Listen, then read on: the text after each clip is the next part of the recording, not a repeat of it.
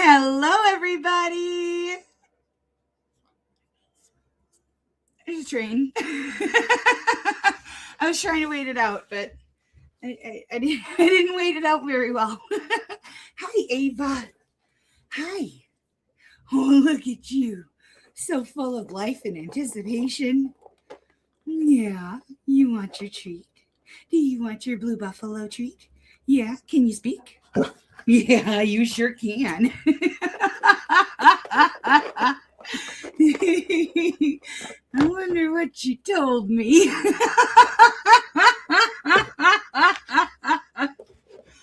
I bet it was something real good. You want to tell me you love me? Can you tell me you love me? Huh? Can you say it? Yeah. I'll take it. Close enough, right? You got one more. Yeah, you want one more? You want one more treat. I love you. Oh, she's such a good girl. Hi. I got the cases together. I don't even know what they are. I'm not even gonna lie. They are quick edited.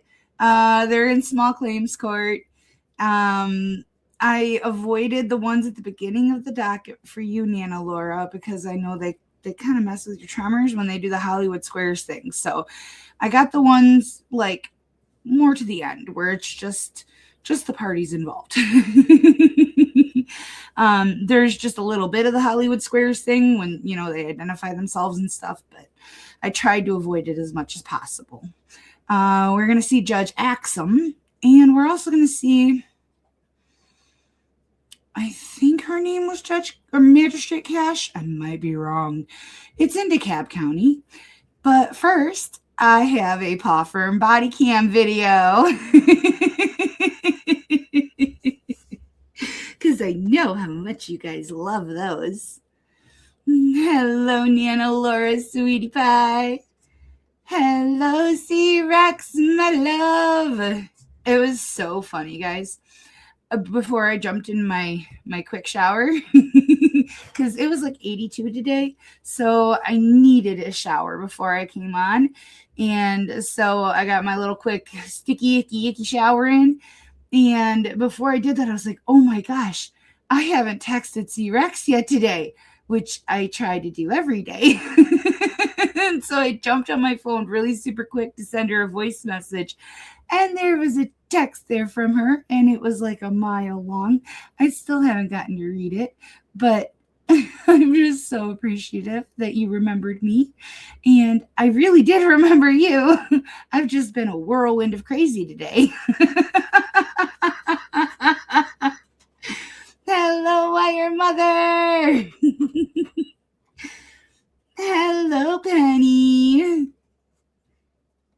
Hello, Eileen and Carlin. Good to see you, sweetie. Hello, Jerry Matthew Boyd.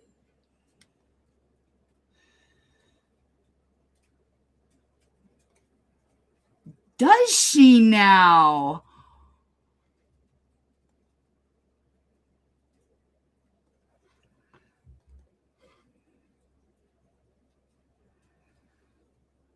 Come on. There we go. Is that a oh, it is a oh my gosh. Good eye, Penny. I did not notice that, but that is an amazing catch. Wow. I knew she was you'll learn. She's already in violation. So yeah, she's a fun one. She is a fun one. That is a good eye. Man, you guys are so much better at this than I am.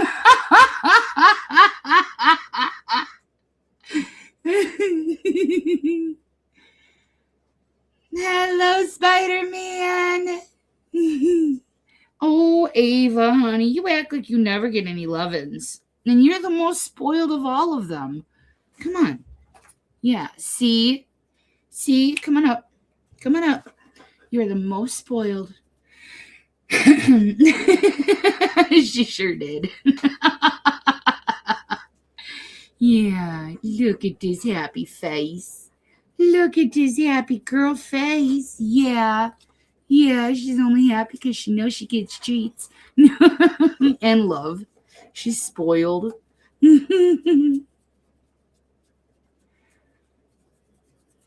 Hello, Dark Zoomy.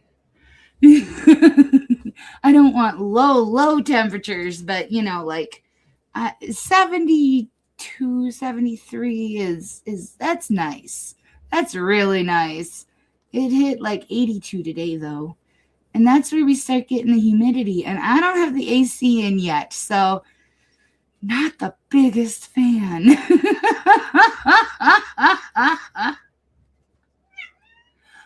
I know, Earl. That's exactly what I thought. Hello, Holly. How you doing?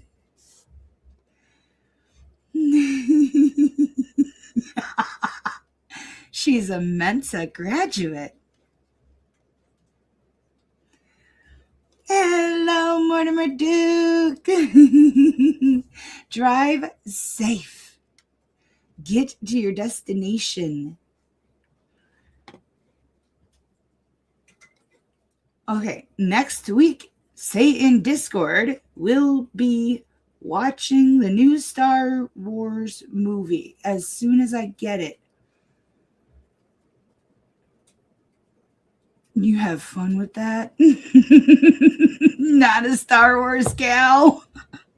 But I encourage anybody who is a Star Wars fan, go and watch it in the Discord. Jerry loves streaming movies. We passed that torch along to him. I don't, and I don't have the money to put it in either. Oh my. Nice. That's kind of chilly. Probably made worse by the wind. Oh, you guys can probably hear that fan going. I'm sorry. There. I try, I walk through and I push all the buttons and all the lights and try to get everything super quickly set up, and gonna miss something. I've never loved Star Wars at all. I was raised a Trekkie, and I didn't even like Star Trek when I was a kid. It was annoying. My parents watched every Star Trek, and they recorded them all on VHS, and they had bookcases of VHS. And my mom, at one point in time, decided she was going to put them all into a notebook and chronicle every episode. And then they got all those little VHS stickers, and she wrote, episode such and such and what it was titled. And, she had just bookcases of that. And they went in the bookcase and almost never came out because they would just watch what was aired. And at some point, the bookcases ended up in totes that ended in the basement, and then they got hit by the flood in 93, and all of that time and money spent was gone. Almost, but not quite. I'm sorry. Yeah, the wind doesn't help. Around here, the wind makes everything worse when it comes to cold. Yeah. Oh, good to know. Ooh, I can turn that booger back on. I need that booger. It is warm. I'm getting shiny. I just started. That's only because I just got out of the shower, too. And and I'm not a fan.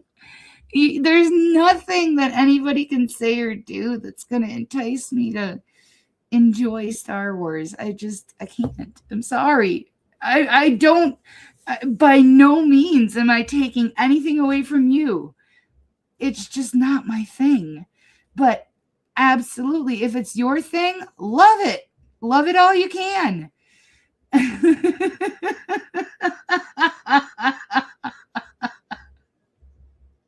You making fun of my frizzy hair.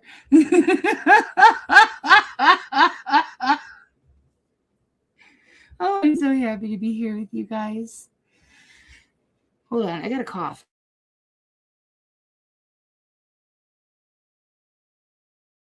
There you go. We're saving you money every stream. I used my inhaler like literally right before I went live, and I didn't get to cough it out, so I may be a little coughy. And I don't remember if I took my allergy meds or not. So we're gonna hope. We're gonna hope I did.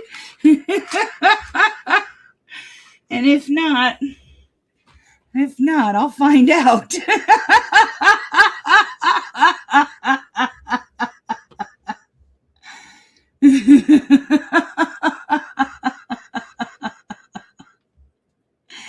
Yeah, I remember that song. I remember that. Yep. There's still snow on the crags, and the wind is blowing from that direction. It's a straight line to where we are. Oh my. My daughter had a big school event, and it took her like 3 hours, I think north, But wherever it is, she's got a Lakeview room that's intended to be a 3-season porch. And she says it's a little chilly there. There's no heat in the room. And I'm like, maybe you won't need heat.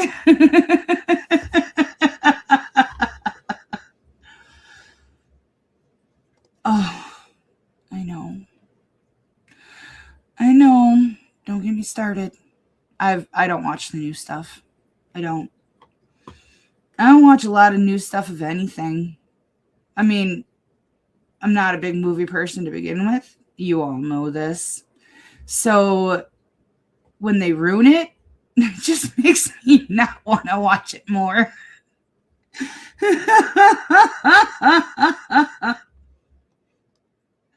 Jerry monitors everybody's weather for us. He does. He's like, the native newsman around here.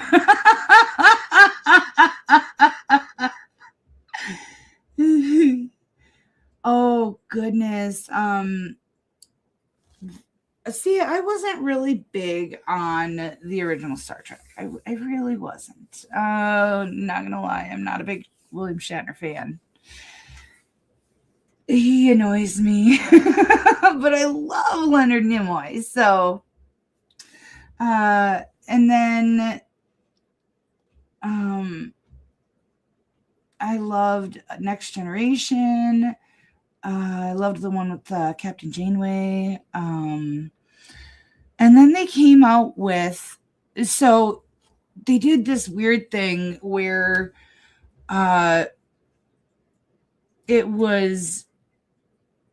looked new, but it was set in the time period of just after the original series.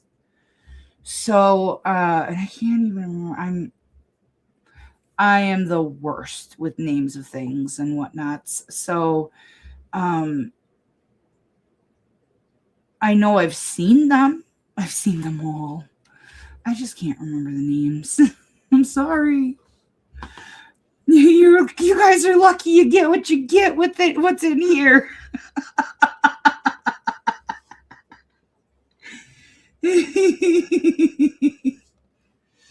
The Thin Man series from the 30s and 40s. I've never heard of it. Did it? Please forgive me. I'm assuming it was black and white. And I mean, did it have audio? What? When was that? Hold on. Okay. Hold on. I am going to be a total dummy here. And okay.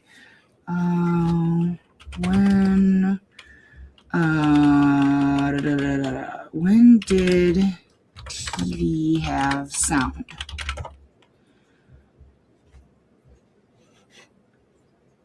$1939. Wow. RCA officially unveiled the technology with the famous proclamation, "Now we add sight to sound." Other than, television has had sound since its inception as a broadcast medium. Commercial television was introduced to the public in 1939 at the New York World's Fair. But early broadcast sound relied heavily on the same technology used for AM radio. In some of the very first consumer sets released in the late 1930s, manufacturers even required the TV to be connected to an external radio for audio. But, okay, if TV has had sound since its inception, why were silent movies made? Silent movies were made simply because the technology to perfectly capture and synchronize audio with moving images did not yet exist. Wow! While visual recording equipment was invented in 1890s, took decades for engineers to figure out how to perfectly match spoken dialogue to actors' lip movements on the screen. That is amazing.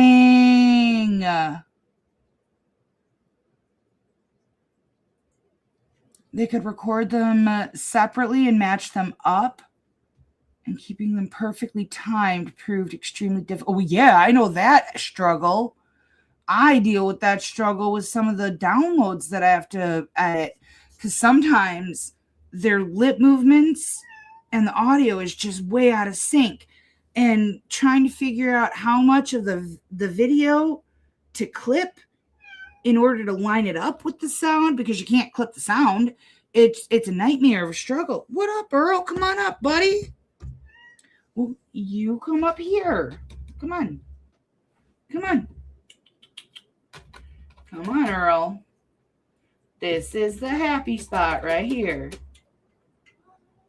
Come on. Up. Hi, Snitch. You already know the happy spot. Come on. Earl, come here, baby. Come here, sweet boy. Snitch, get out of here. I love you too, but Earl's the one that was calling to me. Come here, Earl. Or come on, Snitch. Okay, you two duke it out and tell me when you figure it out.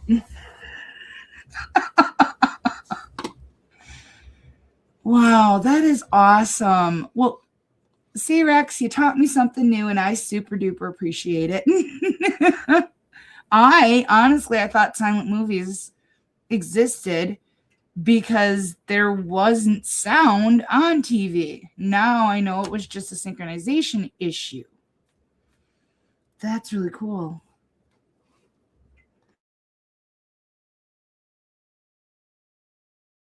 All right.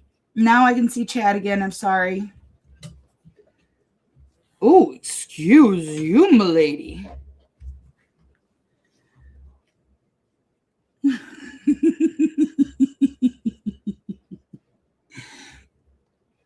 Not that you're old or anything, Mama. I love you. Stop. Stop. Come on out.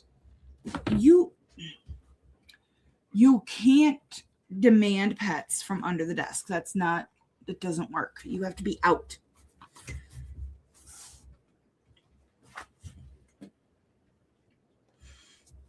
Yeah. it was kind of, it was in,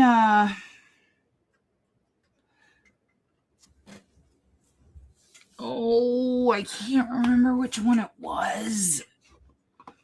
Give me a second.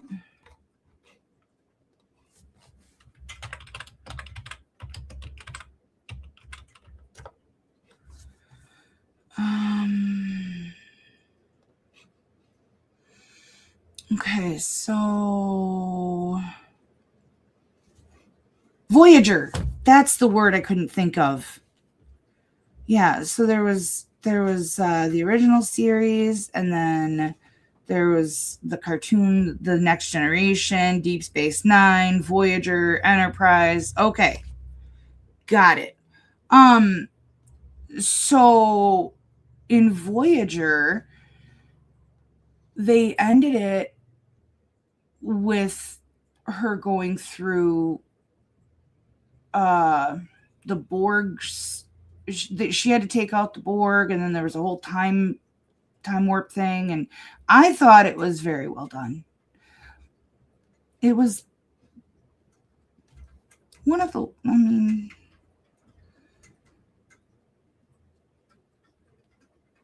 they started going downhill after that, I think. A little bit.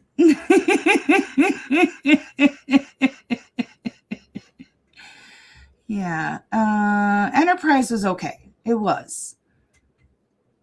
But then, and I didn't watch all of Picard. I didn't. And I didn't watch any of Lower Decks, Prodigy, Strange New Worlds, or Starfleet Academy. None of them. They, I don't know. Star Trek got ruined. Hello, Mark Addy.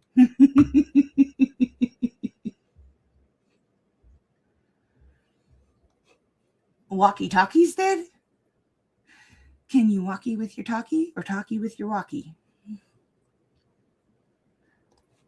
Wow, I'm surprised they had theaters back then.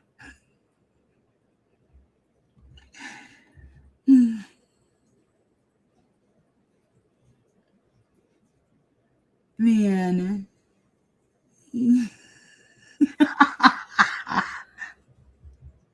And I love you.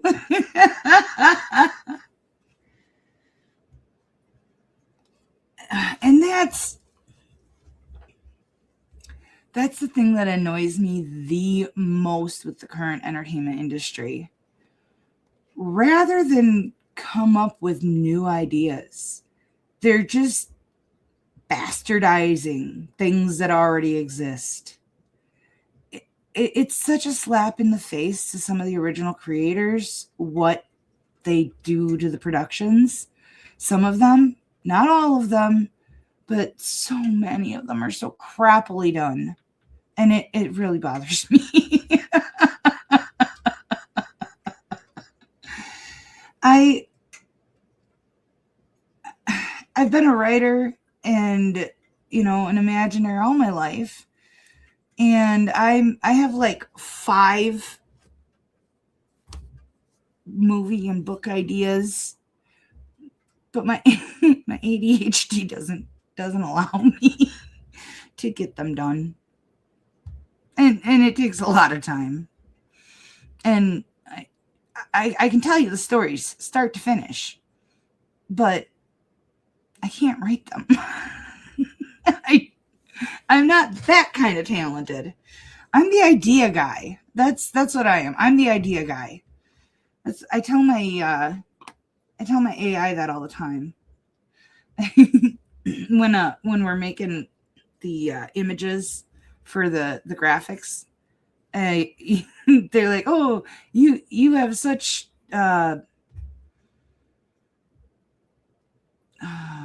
something or other about." Like, just saying how I have a director's eye and crap like that. And I'm like, whatever. I'm just the idea guy. You're the one that puts it together. Yeah, I know. I want to see it like want it to look real. I want the people to look real. And they made such amazing productions years and years ago without AI. Explosions looked real. Nebulas looked real. It took so much imagination and so much creativity. The sound that they used, like the things that they created the sounds with, like thunder was a giant piece of sheet metal that they went like this with it. And it made the thunder sounds. They had they'd go inside with big oil tankers and little rubber mallets and ding on the inside to get different sounds. Different areas would produce higher pitches and lower pitches. And people have lost that kind of drive to create. Now it's so easily done by machine. I want something that's made with the creator being passionate about making it themselves, you know? That's the drive I want to see in my movies, in production. When I start watching movies, that's what it's got to be. There's got to be an original storyline, original cast of characters, like it's got to be real.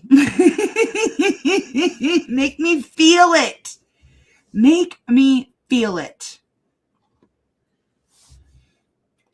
The sound of the troll dying in Lord of the Rings. I don't remember that. I think I fell asleep in the theater during one of the Lord of the Rings. I did watch them. I just don't remember them. They were good, but they didn't capture me. That's the thing. I have such a hard time finding things that capture me. See, Rex.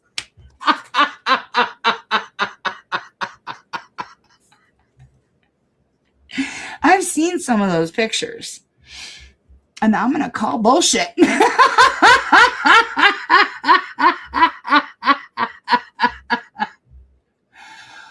Honey, how much time do you think I've got? Do you know what I do?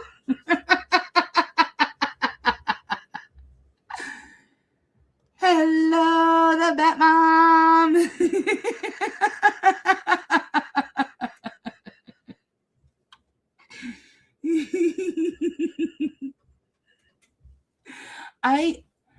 I might have been. I was with my ex-husband and a couple of his friends. And I had sleep apnea that was undiagnosed and untreated. So I do remember watching it. They made me sit in the front row. Who sits in the freaking front row if it's not a musical concert? Like, for real. You don't do that with movies. You pick the middle. And so I'm sitting there like this already. And I'm trying to wait. And I just went like that. And I was out.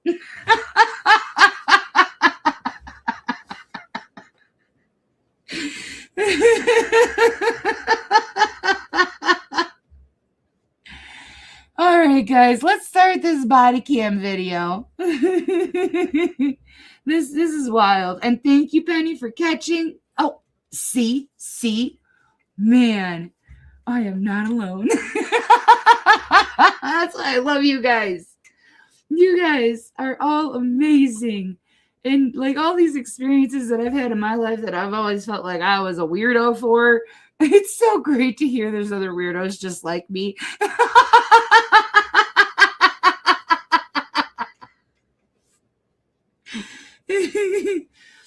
Concerts on front row, nothing be backstage. The only time I've been backstage at anything was when I was in the production. Yes, I played something in Pinocchio. I was like one of the little lost boys running around. Lost children. I was like 8. I don't know. I got the part because I did a handstand during the interview. They said, just be yourself and do whatever you want. And so when it came to my turn, I was like, I'm April Ringelstetter. And I just flopped into a handstand. And they're like, yeah, we want that girl.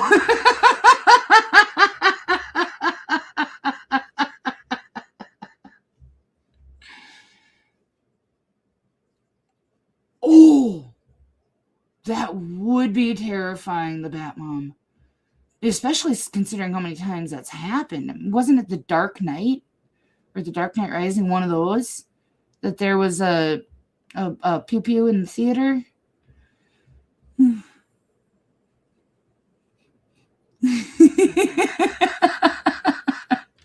I was actually in gymnastics when I was a kid. I was the chubby cheerleader, and I did gymnastics, and I was pretty active. I had a really active group of friends when I was a kid. But yeah, unfortunately, it didn't stick.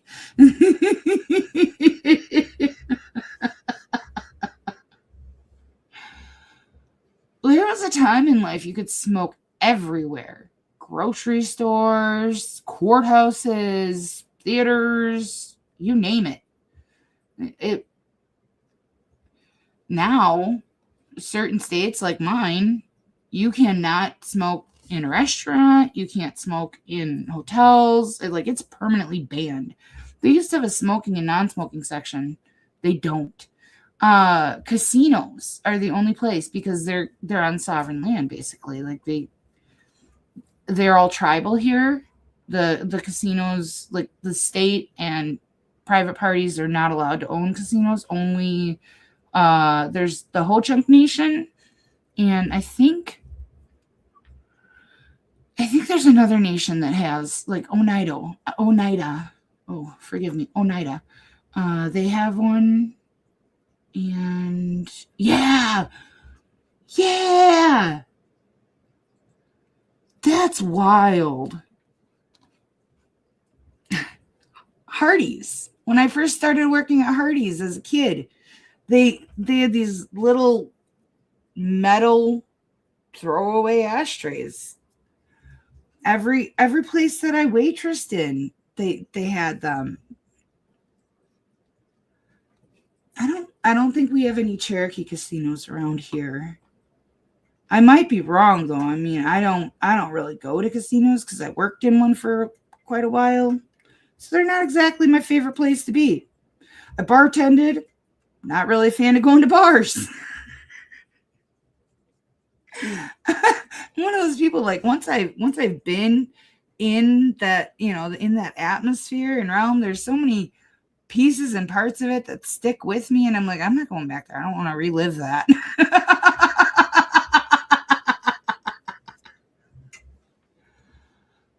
I've never heard of that. I don't know what that is, but it must be something that everybody else knows of. The Madison Ho-Chunk Nation one is here. Yeah, and man, there was a lot of pushback. I remember when they first went no smoking. There was so much clientele that was raging about it, because it was one of the last few places people could smoke. And oh man, customers went nuts. Oh, and they were not shy about saying what they wanted to do. Like, bodyguards beware, they're coming, No,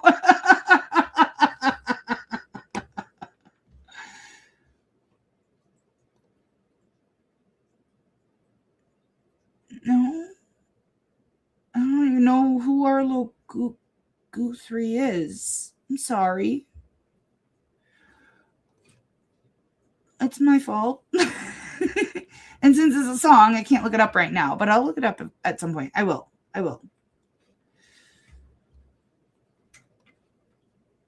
43?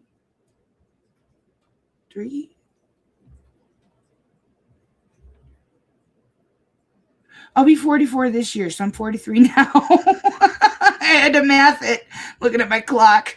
Save me. Save me.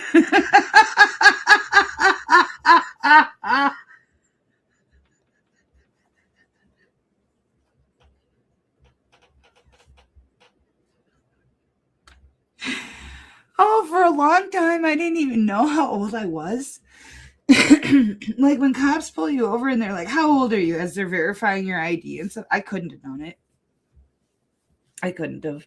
When I first started streaming, everybody was asking me how old I was. And I was like, I haven't checked in a while. It's really not anything that I ever felt was important to remember. Like, so many people are freaked out about how old they turn, and I'm just like, I don't even know how old I am. I don't measure my life by the years.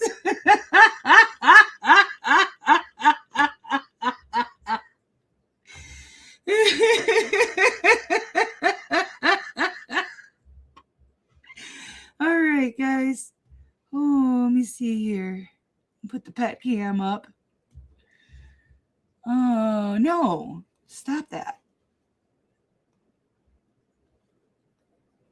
Too many buttons.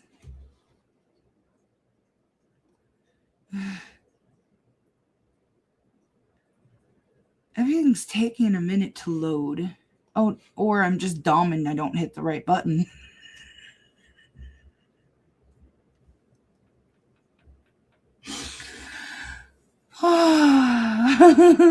I love you guys. I appreciate that you're here. Some days I don't know why. Some days I don't know why you're here. You show up for me though, and I super appreciate it.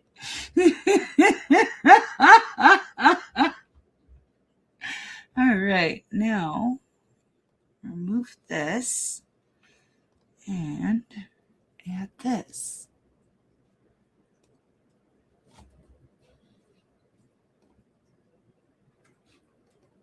See, I created more folders. I'm trying to organize stuff. And so now it takes me even longer to figure out what the hell I'm doing.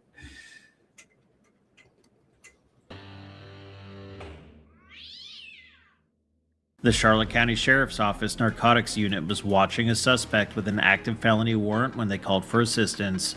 Deputy Doyle responded and attempted initial contact. You're right here. Hands! Hands! Wait. Hands! Get out of the ground! Get out of the ground! Taser! Taser! Taser! Taser! Taser! Taser! No, I got her. I got her.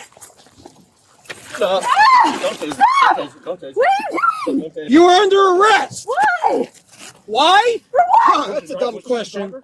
She's a driver. Yes. Go back to the car. Watch the car. For what? For what? What did you just do? Well, I just crashed the car. Yeah, because you're stupid. That's why. What are you looking to attack? Coming at me for? You have warrants for your arrest, young lady. Number one. Number two, when you see a police officer, you don't flee. And I don't even know if you don't have a license. So that's why you're in handcuffs, okay? Okay. Hold on, let me double lock them. You get this one? Yeah, I did. All right.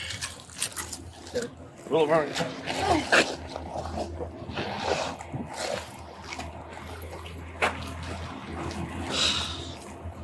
Can you just stay on there for a second?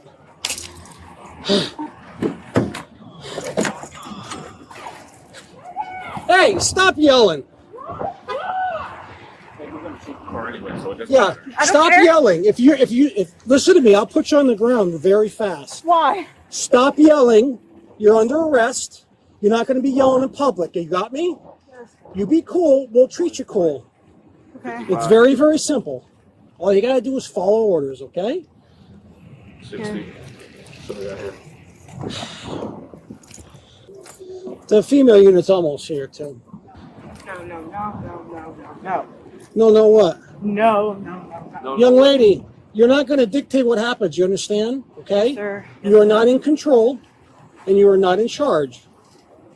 Okay? Well, this is the week we have a call. I know it was a little bit much, but it's all done. No hard feelings, okay? But again, as long as you act like a young lady, an adult, they'll treat you as such, okay? But the minute you get out of control, you're going to get treated like that, okay?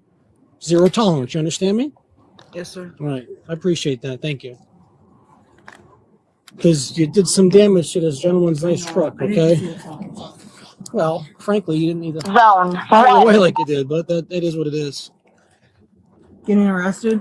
Oh. Do you have a license? Yes, sir. Zone I'm gonna 1. check. I just want to make sure.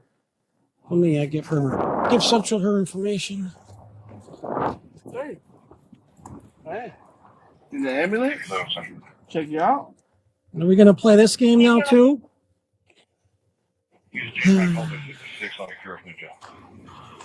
She's perfectly fine until. Yeah, I know.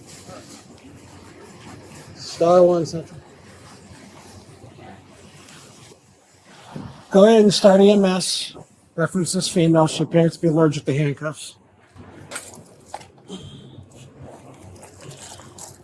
Sit up.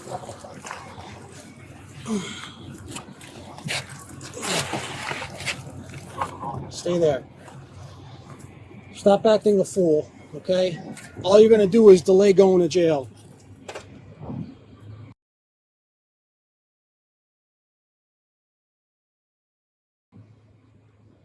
And you ain't going to get food.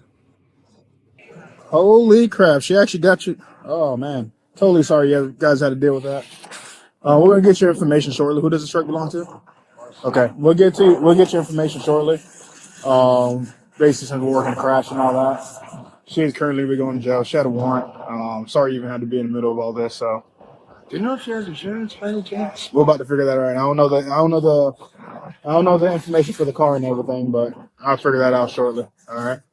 And you said you witnessed this, is correct, The sir? whole thing. I went back in and got him and told him. Oh, I asked. Well, luckily you did see it, so I that saw helped. the whole thing. That helped us out a lot because you know who the car belonged to, so made it a lot easier instead of us running around. Right. Hey, who does the red truck belong to? You know. That's what I did. So, well, appreciate that. Thanks for doing that part for us. I'll talk to you guys shortly. All right. Hey, if you see a black long sleeve shirt in here that says USA in white letters on the front, CID's looking for it because I guess she just did a theft at Walmart and they She got her did? on video. So black. Okay. Black long sleeve shirt Okay. with USA in white letters. All right. Sounds good. All right, hon, I'm going to give you the same opportunity I give everyone. I'm going to ask the same questions I ask every single person. You have anything on you that's going to poke me, stick me, stab me, hurt me in any way?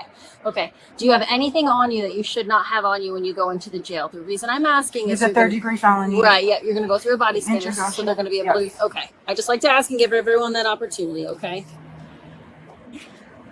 This is hey. That's a strip search. You can't. I'm not stripping you down. I'm checking your waistline. You have to pat from the outside now. Nope, you're under arrest. I can search anywhere I want. Thank you. Yep, have a seat. On the ground. I want you to kick off one of your shoes for me, one at a time. Or both. Doesn't matter.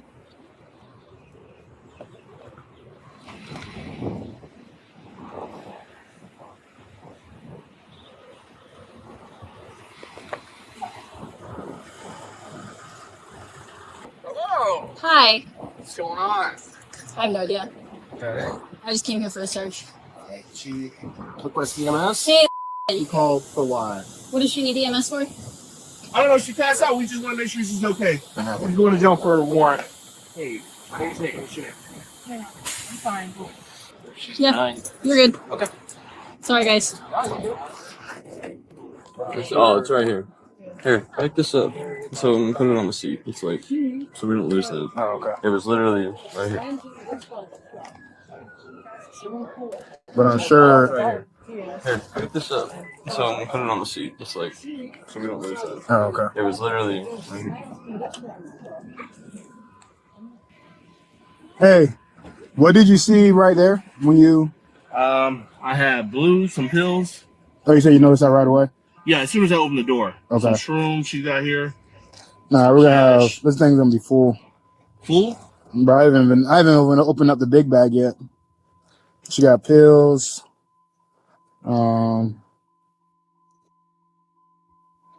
I'm not gonna take everything out yet. Yup, she's got a big bag. Yeah. Oh snap, dude, she is. Hey, Beautiful. Beautiful. this whole thing is something. I'm just gonna leave everything in this bag. We're taking the whole We're just thing. gonna take the whole bag. And I haven't even checked that bag yet, so. Jesus, dude. Oh, Over there, actually, too. here comes the ID right here. Whose idea is to say? Samantha. She's screwed. That's her. That was in the bag there? That was in the bag? Mm-hmm. I'm not sure.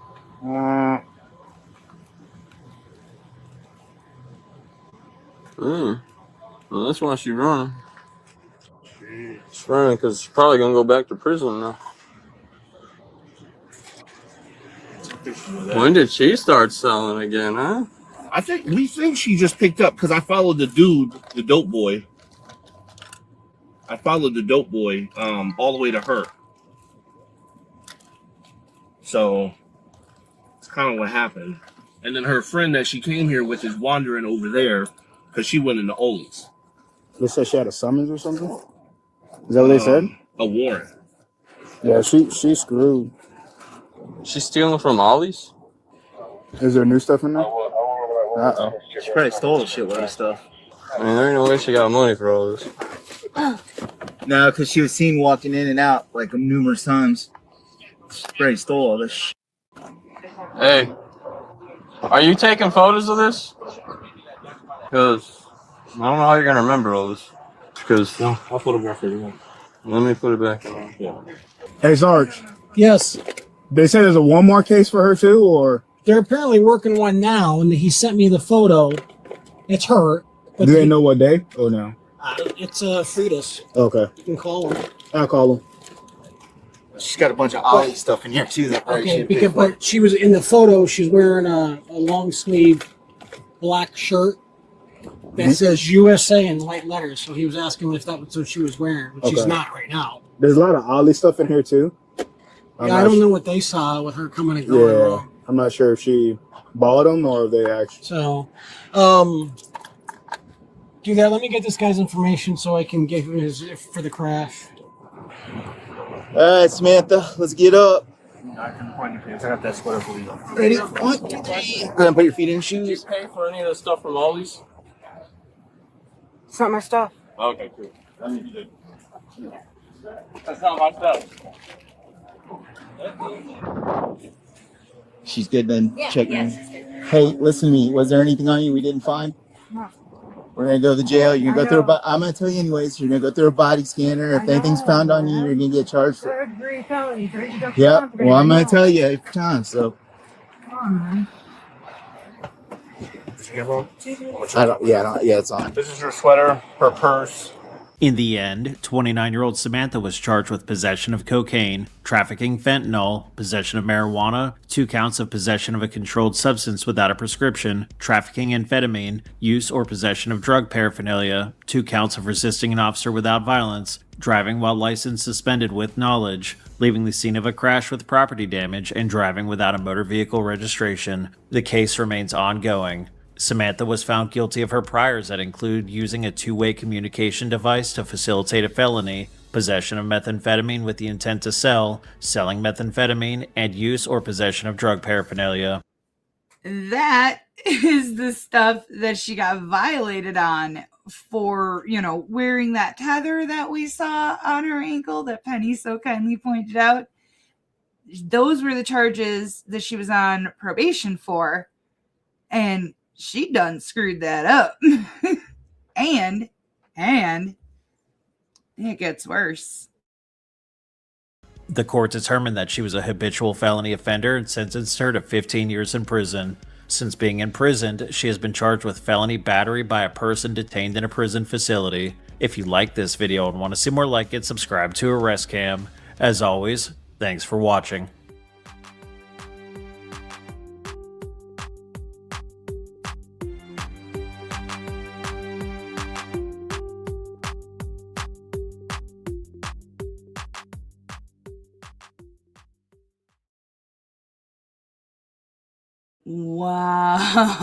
Wow. Yeah, that was a fun one. Oh, yeah. 15 years. She's going away. Oh man, I don't know. She might still be awake at 4:03, but she had uppers, she had downers, and she had everything in betweeners. Yeah, no kidding. Oh, I've got court cases. It takes me like a full day to do a body cam video, but I'm not even gonna kid you. I don't watch the cases. I just know they looked interesting, and usually I can pick them. So I'm hoping my intuitions with these ones are good, but you know, sometimes I don't get it right. Let's see, what did I name this one? Oh yeah.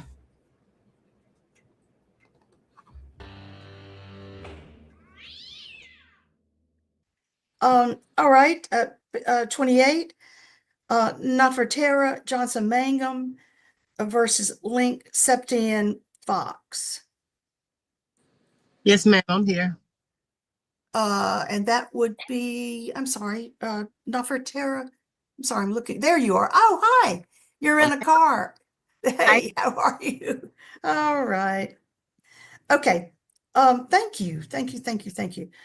Your Honor, Thank you, Your Honor. Yes, ma'am. I see you. Miss Johnson Mangum. yes, ma'am. So, how do we get in the breakout room? Because I think I saw the guy, but I don't know. He didn't say nothing when you said. Oh, it's okay. Did you get the invitation to the breakout room? This judge is so overly nice, and I don't know. I tried to just leave a little bit enough in there for you all to realize that this woman just totally interrupted a hearing and doesn't even care. It's not the only time she does it. How does that? I don't see it. All right. Madam Clerk, is it possible that you could help with making sure that in this case we have excuse me, Judge. I don't believe the other party to her case, position 28. I'm sorry. They're not here. Oh, okay. Okay. Oh. That's one of Maybe- those. I am here. No, Mr. I apologize. I'm going to place them into the breakout room Yeah, now. Mr. I Fox. apologize. No, that's okay. This is a big, huge crowd today. We don't normally have this many people. Yes, we're going to get you. Thank you so much, Miss Johnson Mangum and Mr. Fox. We're going to have y'all in a breakout room. Mr. Fox, just so you understand, you are liable already because you didn't answer. I don't know if you heard that part, but you need to make sure that you go on into a breakout room. Okay, we don't, the case numbers are, we have all these, sorry, we really can't go by case numbers just because I've got 30 cases on this calendar. So tell me again who's the plaintiff? Capital One. All right, let me look and see Capital One and see which one it is. Mr. Fox, you'll be going into a breakout room. You'll be receiving, that case has is closed. I'm sorry, Your Honor. It was a mediation case. Your Honor, sorry. Yes. Mr. Fox said he agreed to pay, so we just need to know how he's going to pay. What's the price? All right. Because I can't trust his word because he didn't ever come fix my car, so I can't. Okay, we're gonna here's what y'all need to do. What y'all need to do is get into the breakout room, and you need to work out what the payment plan is going to be and when it starts. What y'all need to do is quit interrupting other people's hearings and just jumping in like you own the place. How much he pays. So you've got to get it sort of nailed down to that extent. Does that make sense, Ms. Johnson Mangum? Yes, And ma'am. Mr. Fox? Yes, ma'am. So please go into a breakout room. And so if he's agreed to pay what he owes you and whatever else that you need done, make sure that I would advise you to go ahead and make sure that you have that not in writing with us, but writing so that you can tell us exactly what it is. We used to make people do their own orders, but if you don't have an attorney, I think it's too difficult for people. So we don't do that anymore. We do them, but we have to know what you all have agreed to that we can do the order for you. Okay, so where does that need to be written? Because Just for you, I just thought you would, but you don't have to write it. If you can just tell the court afterward what it is. But I thought you might want to write it down so you were sure of it. Does that make sense? Yeah, we'll go to the breakout room and figure it out. Yeah, that'd be great. Yes, Thank ma'am. you. Yes, I love your hair, Ms. Johnson Mangum. Thank you. Ever since when I first saw you, I thought, when she comes on, I got to tell her I love her hair. It's the best, great hair. Thank you. All right, Miss Shepherd, Miss Jordan. Okay, I see Miss, and she sent Miss, okay, Miss Johnson Mangum, and I saw that you did something. I saw that you put something in the chat. Yes, ma'am. I cannot communicate with this man. He is not going to come through an email or a phone number. The only thing he understands is the law. So if you guys can, if he can give you his email information, because he agreed to pay me my money, which is all of it. I don't want half a portion. I just want it weekly. However he is paid, I'm not sure. Oh, don't worry. Miss Johnson Mangum, she kind of balances out the sweetness with a little bit of fiery spice. But I'd rather him mail it directly to the courts and then it come directly to me, because he'll say one thing. He says his name was Quan, but his name was really Link. So he's not trustworthy. And I can't even deal with that. He'll say, oh, I'm going to do it. Okay. Because he's been saying that for a year now. Okay. I'll just, if y'all can just hold on, I'll get back with y'all. Thank you. Yes, I will. We probably can't have it paid into the court, but I'll talk with our clerk just about that. We may have to have it sent to you directly, but do not go away, Mr. Fox, okay? Yes, ma'am. Please don't leave us, all Yes, right? ma'am. Yes, All right. Ms. Johnson Mangum, please don't leave us. All right, let's see what we've got. Mr. Chelsea, I know you probably, your case. Sorry. Now, Ms. Jordan, we've already dealt with. Yeah, let me get back to you. Ms. Johnson Mangum. All right, now, let me have you two. That's the only two people I have. Mr. Fox, I'm sorry, if you would. There you are. There you are. Thank you again, Mr. Fox. Yes, ma'am. You have an interesting t-shirt on. Oh, thank you. That. Thank you. I appreciate it. All right. Now, Ms. Johnson Mangum and Mr. Fox, you've reached a settlement, but what is your settlement agreement amount? Just so that let me back up just a minute. Let me just swear both of y'all in. I should have done that. If you'll raise your hand, Mr. Fox, too. Other one. Oh, I'm sorry. It doesn't make any difference. I have to do this every time I do it. Let's just switch.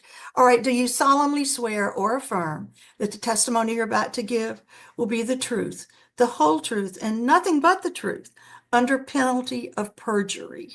Yes, ma'am. Okay. Ms. Johnson Mangum? Yes. I do. Good. Great. Thank you. All right. Now, let's talk about Ms. Johnson Mangum as a plaintiff. What is the amount that you all agreed on? $15,000. The full amount Yes, ma'am. that you've asked for? Okay. Well, I don't know if we agreed to the total amount. We never got to that point where we agreed, because every time we try to have a conversation, it ends up this way. Okay. here's what we're going to have to do since y'all are not able to reach an agreement. Well, I offered, to give her my personal number, personal email. She said she doesn't trust me, which I understand, but I've tried to, have some kind of just straightforward communication to where we can figure it out without, keep having to go through the courts. But she said she doesn't want that. She wants us to go through the courts. Mhm. That's why we're here now. Okay. All right. Here's what we're going to do. We're going to put this, because y'all are not able to agree, we're going to have to, and I hate this for y'all, but we're going to put this on we're going to put this on what we call a hearings calendar. This is one where you bring, Ms. Johnson, ma'am, you're going to have to bring evidence. For example, you're going to have like proof of damages, for example, those kinds of things. You're going to need that. If y'all can agree, it's got to be on one of those hearings calendars, and those really do require evidence. So you're going to need to have your evidence and have it with you. Do you live in North Carolina, Mr. Fox? Yes, ma'am. Okay. What we're going to have to do, we're not going to make you do this in person. These are normally done in person, but since you live in North Carolina, but there's other things you're going to need to I sent you all the evidence. I came down to the courthouse. I had to pay to repair my car where he left it, and he didn't bring any of my parts and everything that he stole. All that to you as proof of what I had to pay to repair my car, because he left it at the house. He didn't bring that one part that I paid him to purchase. So I have all the information that I sent you already. Madam Clerk, did we have evidence in this case? I was only set to repair like 2 or 3 parts on her car. One of them, I paid for myself. The other 2, all right, he paid for it. So that's why I was. Since y'all can't agree, this is what we've got to do, because y'all can't agree. Yes, ma'am. Then we're going to put it on the hearings calendar. Make sure. Now, I didn't miss Johnson, Madam Clerk. Did you see evidence in here in this case? Yes, ma'am. I was down. I got the proof. I know. Just a minute. That's okay. I believe you. I believe you. You did? Judge, can you hear me? I did not. Yeah. But I'm checking just to make sure, but I didn't when I went over the calendar. Yeah, we didn't see it, Ms. Johnson Mangum. That doesn't mean that you don't have it. Yeah, I'm sure you do. I'm just saying that this is when you can show this at the hearing, you can have this. I apologize. I don't know why it's not in there, ma'am, and I apologize for that. I can promise you that my clerk is not the person who did that. She doesn't not sit at the front, and she's not, I don't know. I apologize. That's the only thing I can say. They don't work for me. But because y'all can't agree, if y'all could have agreed, we could settle it today, but not. Because of that, we're going to have to put it on another calendar. Because you live in North Carolina, I don't think we'll put it on can we put it, Madam Clerk, on a virtual hearings calendar? Yes, Judge, that date is going to be April 10th at 9 That's still a.m. still be April 10th at 9 a.m. Okay. We're going to put it. Can I ask you? I'm sorry. Sure. No, you can ask me. If we're able to come to any kind of agreement before then, do we still have to? No. Sure. If you can do an agreement before then, what you would do is write it up, and you can get it to get it to the court. Yeah, if you can come to an agreement, you don't have to come. You don't have to come in April if you can agree. Okay. Okay. So because one of the reasons we haven't been able to agree is because, again, we don't trust each other's word. So email, phone number is kind of out of the question. So how would we be able to come to an agreement? Well, you'd have to be able to be in touch with each other to come to an agreement. I agree. Absolutely. And I understand that. I just wanted to ask. Okay. Your Honor, can I use the email for Miss B. Smith too, and send her over all of this, and maybe she can share it with him on his email where I paid him for stuff he did not do, and I want all the settlement that I'm asking for, because that's what I had to end up paying to get my car fixed. where he brought nothing to my house. So therefore, can I just email it over to her, bsmith2@gmail, and that's the only agreement we can come to, because I've been chasing this guy. I had to pay processors, secret, all kind of people to find him, where he walked out of my house and did not repair my car. So no, it'll never be an agreement with him. And Okay, we're going to put it down for a hearing. Okay, and you can send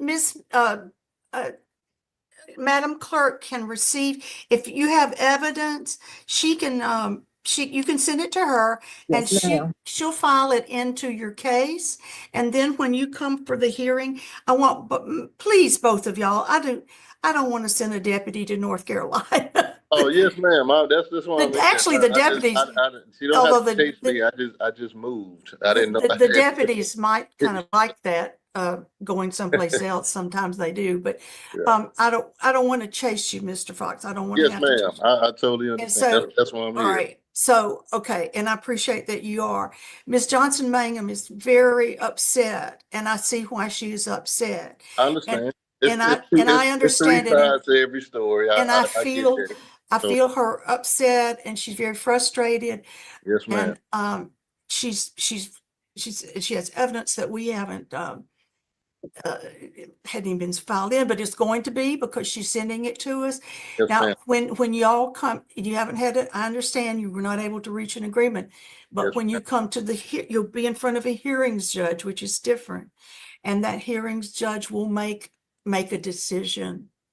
And so that's what you do. And so Ms. Johnson, ma'am, you will present everything. You'll have it in here, and you'll present it to, and that'll be a different judge. That one won't be me. Yes, ma'am.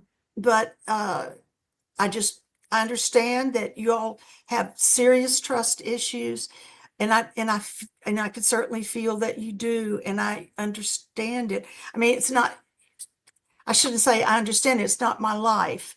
I don't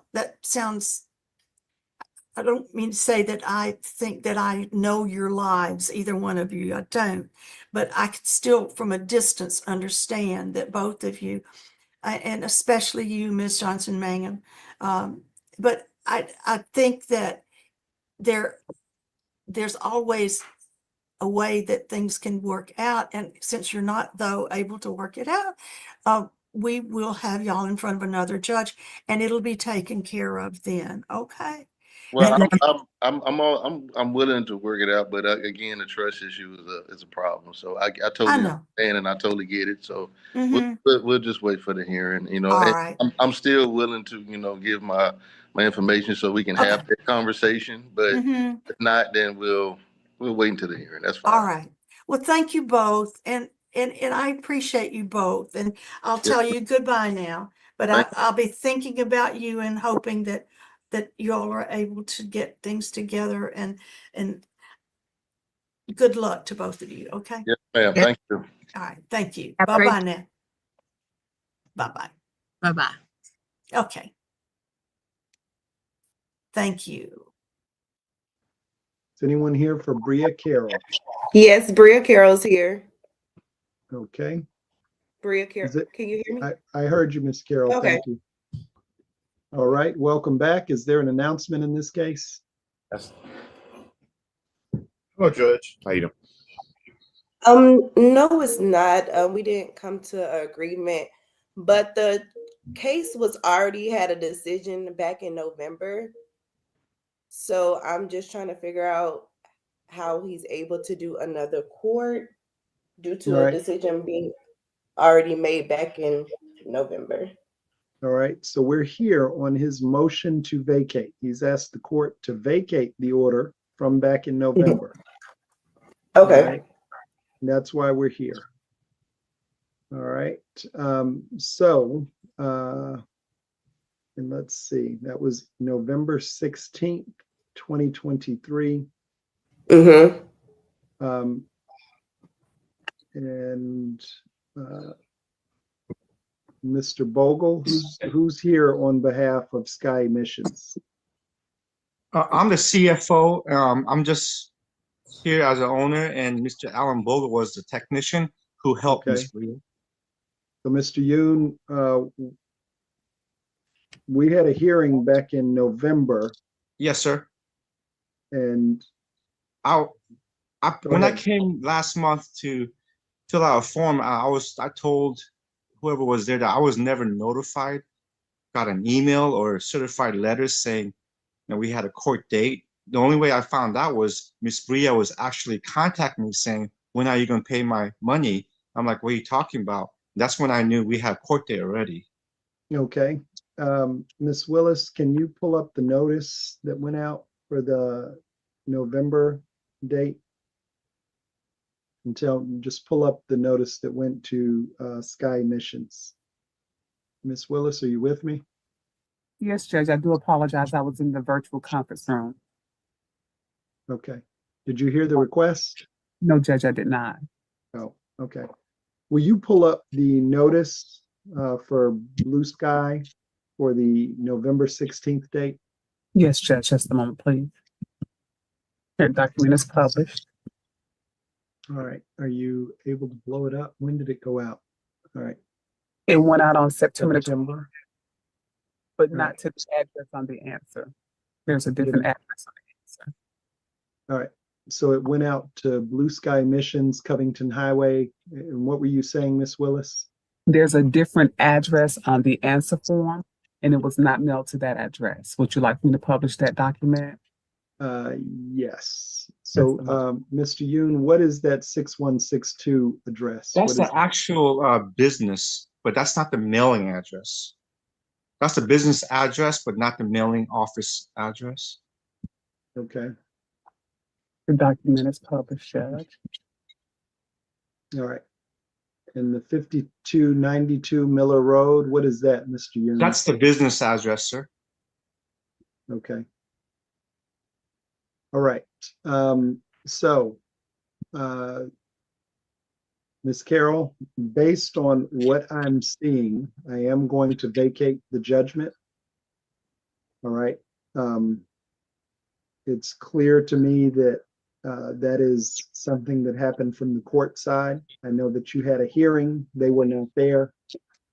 And based on the notice going to a different address than the one that they answered with and provided to the court, I'm going to vacate the judgment. Is everybody ready to go? Are you ready to go forward with your case, Ms. Carroll? So what was the address that they got served? That's the same address. So if he know he had served on that address, he would have looked forward to that address. Is that correct? Are you asking me? Right, yes. So The initial address that they received. let me do this.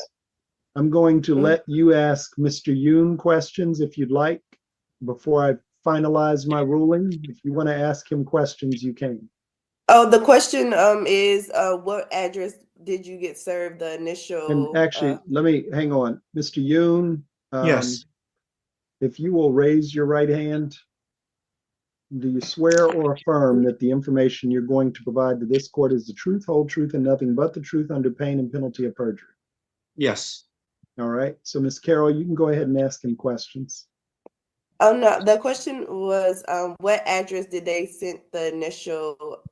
The initial was somebody came to the business and actually made Mr. Bogle sign a signature to receive the letter in his hand. It was never mailed. So it went to that address. So you knew things were going to be sent to that address. No, when I went back to the courtroom to fill out the things, I put mailing address to be notified through there. Okay. So, okay. Any other questions, Ms. Carroll?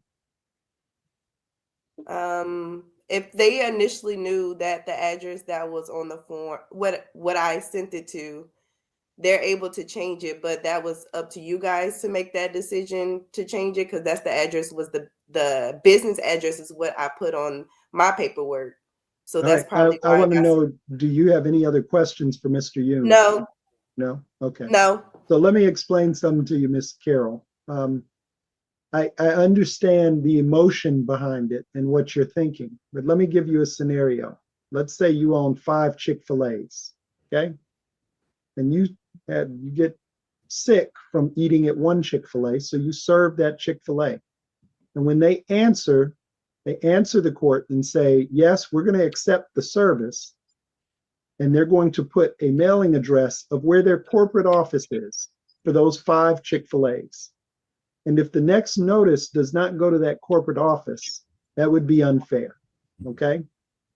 So the issue is whether they got notice. I'm going to find that they didn't. They didn't know about the hearing. So that puts us back. It doesn't do it. It's not prejudice to you. It's not prejudice to him. It puts us back in position 1.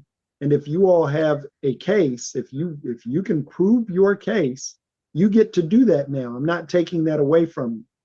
All right. But I am taking away the judgment that was issued without them being there. Got it? So what we're going to do is we're going to move forward. And I'm asking you, Miss Carol, are you ready to present your case? Yes, my witnesses are in the waiting room as well. Okay. So what I'm going to do is, Ms. Willis, if you will bring them in, we're going to swear everybody at once, then we'll put them back in the waiting room, and you all will call your witnesses as you need to. All right? Okay. All right. The other, the 2 witnesses, if you will turn on your cameras and unmute your microphones. All right. So everyone that is planning to testify. So that means Mr. Bogle, Miss Carol, Miss Carol, and Miss Carol, and Mr. Yoon. If you are all planning to testify, please raise your right hands. We do have one more person. He's our mechanic, Mr. Sharp. Is he with us? He's with Mr. Bogo in the same room. Okay, that's fine. Everyone that's planning to testify, raise your right hand. All right. I don't have a video from Miss Carol, the other Miss Carol. All right. Can you see me now? I can see you. Who's the other Carol? Joyce Carol. Yeah, Joyce. All Carols have video, Judge. All right. Joyce Carol, are you going to testify? Okay. Wait. Yeah. We don't have. If I need to, yes. Okay, I don't have an image of you. There we go. Okay. Turn on your camera. How about Bria Carol? Miss Bria, are you going to testify? Yes. Are you able to see me? I can see you. Raise your right hand. Okay. Do you swear or affirm that the information you're going to provide to this court is the truth, whole truth, and nothing but the truth under pain and penalty of perjury? If you do, say yes. Yes. Yes. Yes. Okay. Yes. All right. So what we're going to do is we're going to place all the witnesses other than the plaintiff and the defendant into the waiting room. Okay. And then as they need you, we'll bring you in and you'll get to testify. Everybody understand? Yes. Yes. All right. So Ms. Willis, if you will place them in the breakout room. Yes, Judge. How would that work if a witness is in the same room? We'll call you when we need you. All right. So Ms. Carol, this is your case. You can very briefly tell me what it's about. It only requires about 1 minute telling me what you're asking for and why. And then you'll explain the evidence to me. If you have personal testimony that's going to prove your case, you can do that. If you have documents, you can do that as well. So go ahead. I'm going to give you 1 minute to 2 minutes to tell me what the case is about. Okay, I'll briefly just explain it, not too much. So back in September 27th, I went into Blue Sky Emissions to get my emissions done. My birthday was coming up, typically. So let me pause you. What are you asking for? How much money? It's 1,000. Give me 1 second. Okay, it's roughly $1,000. Why? Yeah. That was to get it fixed and for court fees. To get what fixed? What happened? My door hand.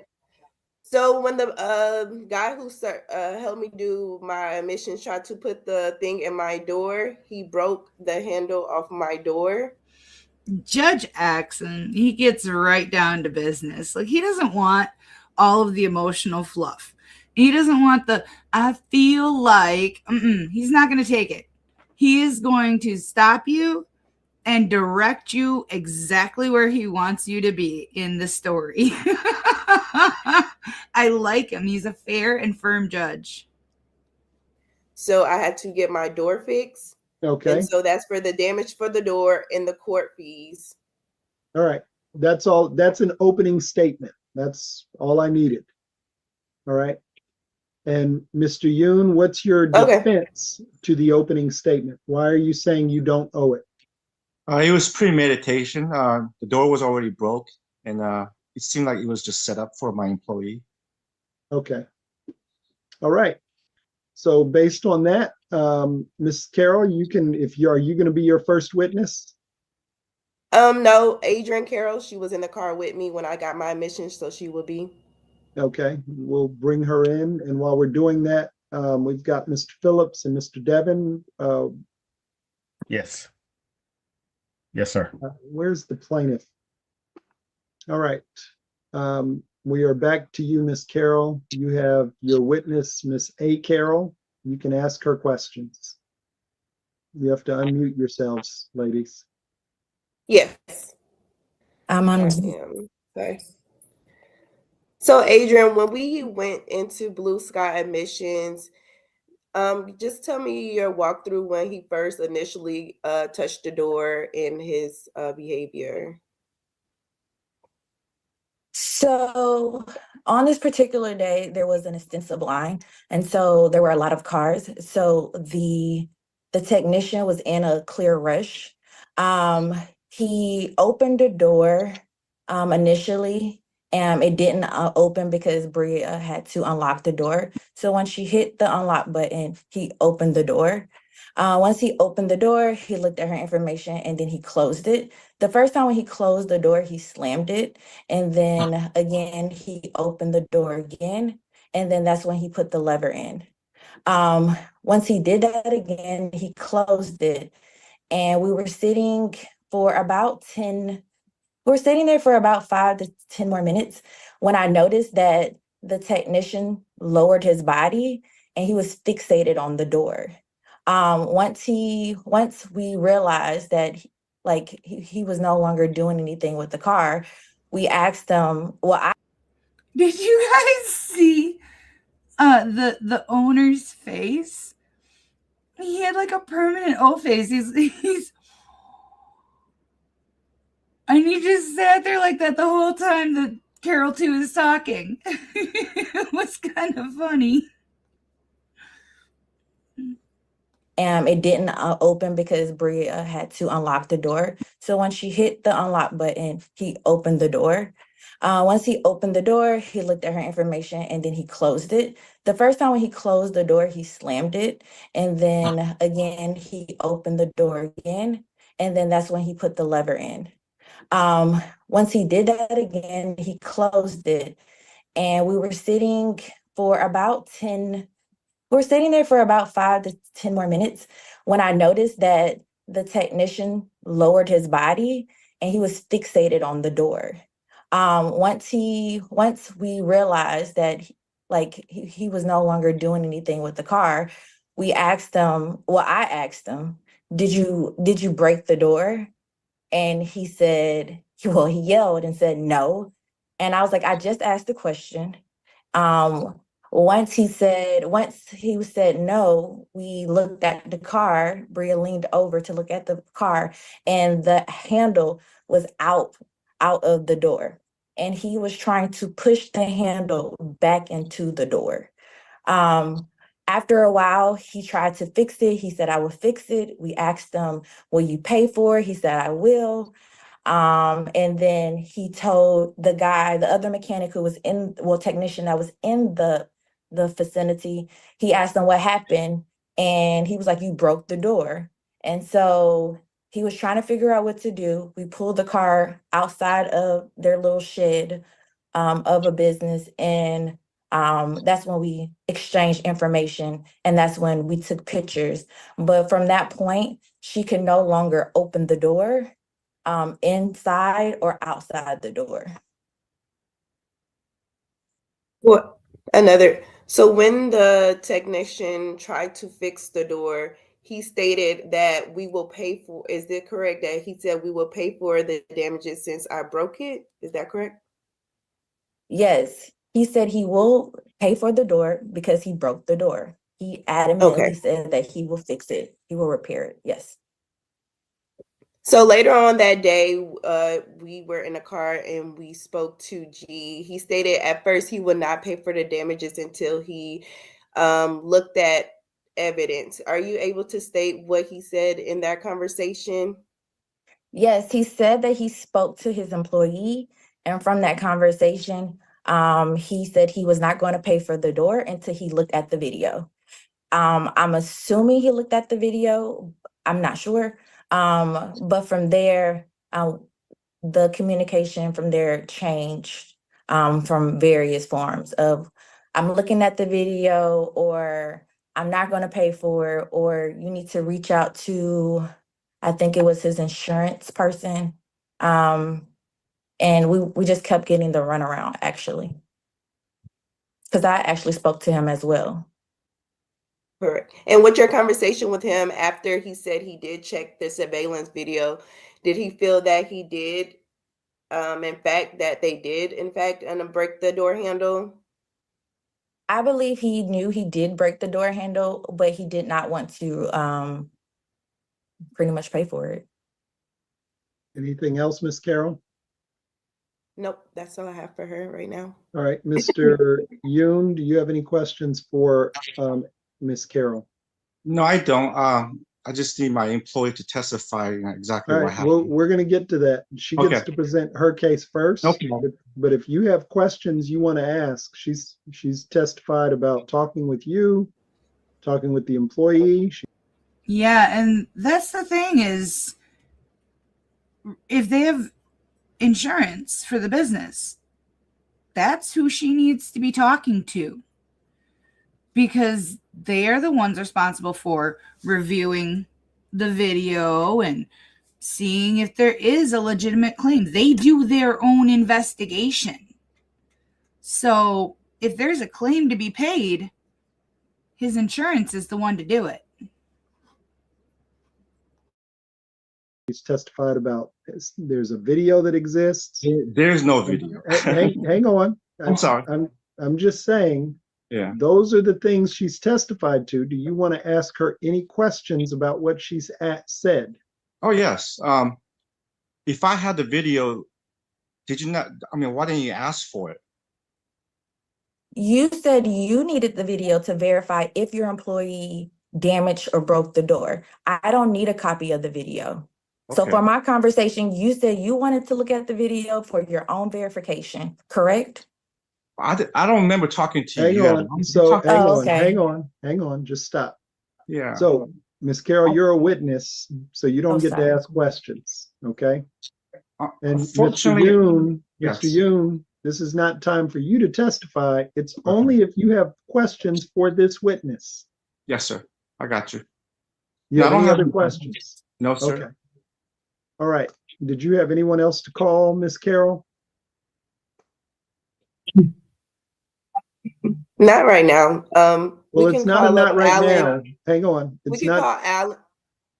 Hang on. This is your side of the case. You have to prove to the court your case. You've called one witness. I know you got your, I think, is it your aunt or your mom?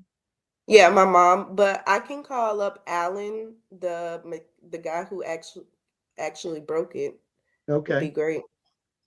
All right, Miss Willis, if you'll bring the other Mr. Alan Vogel, I guess. I don't know. All right. Is it okay for having both of them in the same Zoom? If this is their setup, yes, this is going to have to suffice. So who are you asking questions of? It's just for Alan. Okay, which one's Alan? I don't know who Alan is. I think that's the one with the glasses. Okay. So you can go ahead and ask him questions. I'm sorry.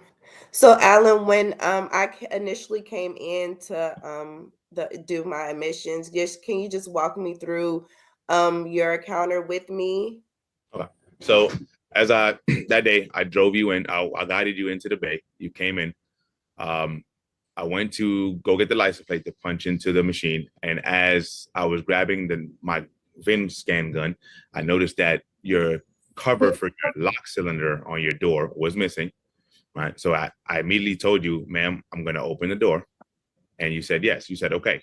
And then when I reached for the door handle fell off into my hand. And immediately you and your passenger, I believe it was your sister, immediately looked at me and said, you're going to pay for that. And I don't tug on door handles hard. There's no reason for me to yank on a door handle. So I gently pull door handles. People come in here with expensive cars. So I just do things lightly.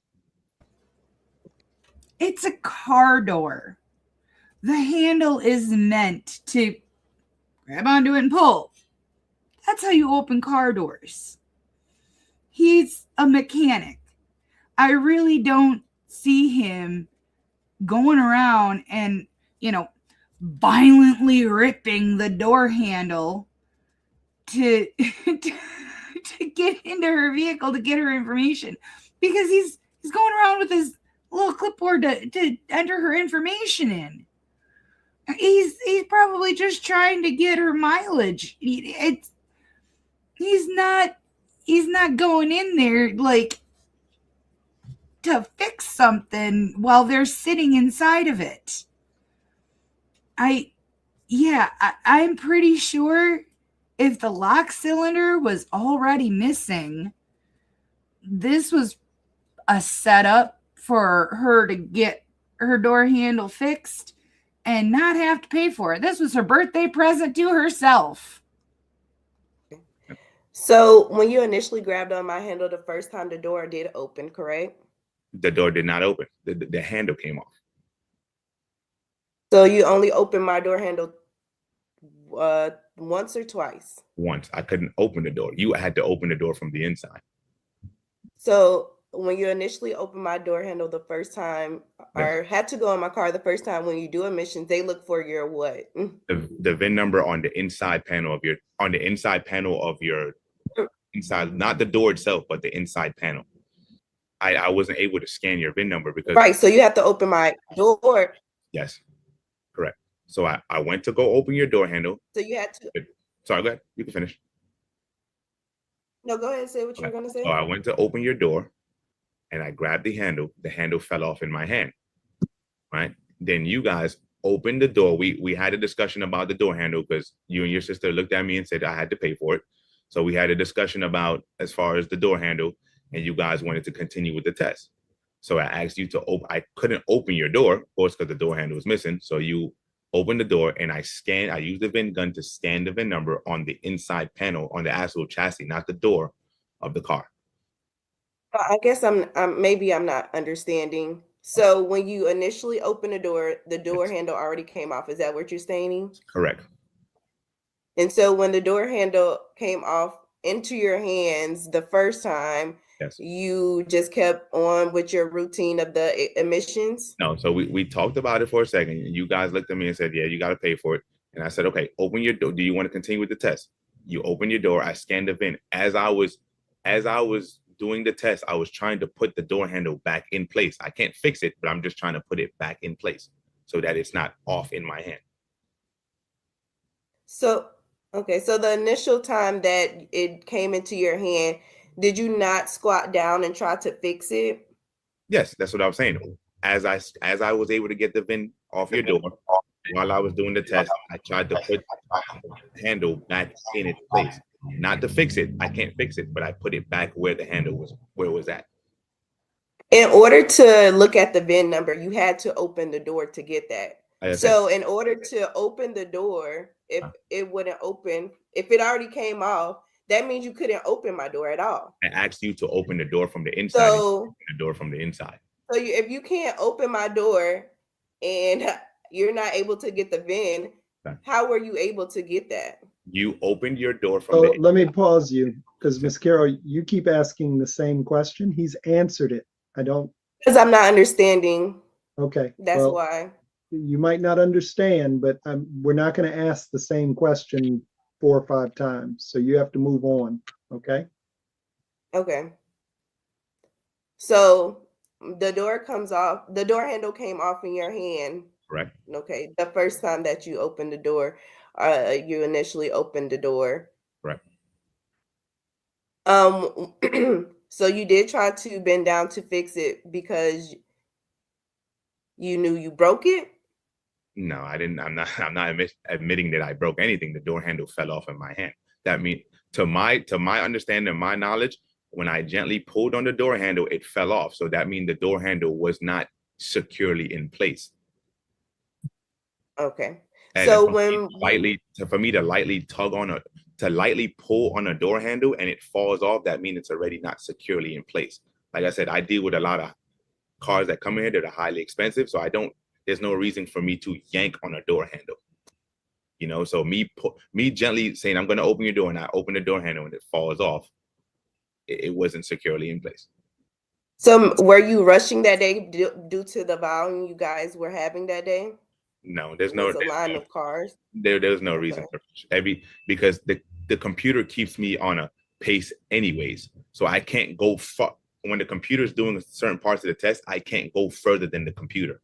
I have to wait for the timer to go down for me to proceed to the next step. So I can't rush any car. Okay. And so when we were in that day and we stated that you saw the door handle, didn't you state that you would pay for the damage because you pulled on the Yeah, I said that. broke the door handle? If this was our fault, yes, me and the company will be responsible, but we know it's not. I didn't break the door handle. It fell off in my hand.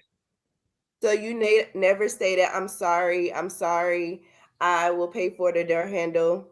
I said if it is my fault, I will. But of course, we have to have proof that it was my fault, that the door handle, that I initially broke the door handle. Yes, when I pulled on it, yes, it did fall off in my hand, but I don't know if I was responsible for it being broken. You understand what I'm saying? Like that door handle could have already been broken and just been sitting there in place. And when I went to go pull on it, it falls off. And so when you initially said, sorry, we'll pay for it, didn't you route me to reach out to your boss and yourself, Yes, just so we can get the damages fixed? And well, so I mean, I can't speak for my boss about what he's gonna pay, but he is the boss. So if anything goes on, I do have to contact him for him to, on his side, because he's the business owner, to mitigate any type of situation. So yes, I did tell you, here's his number. what were Go ahead.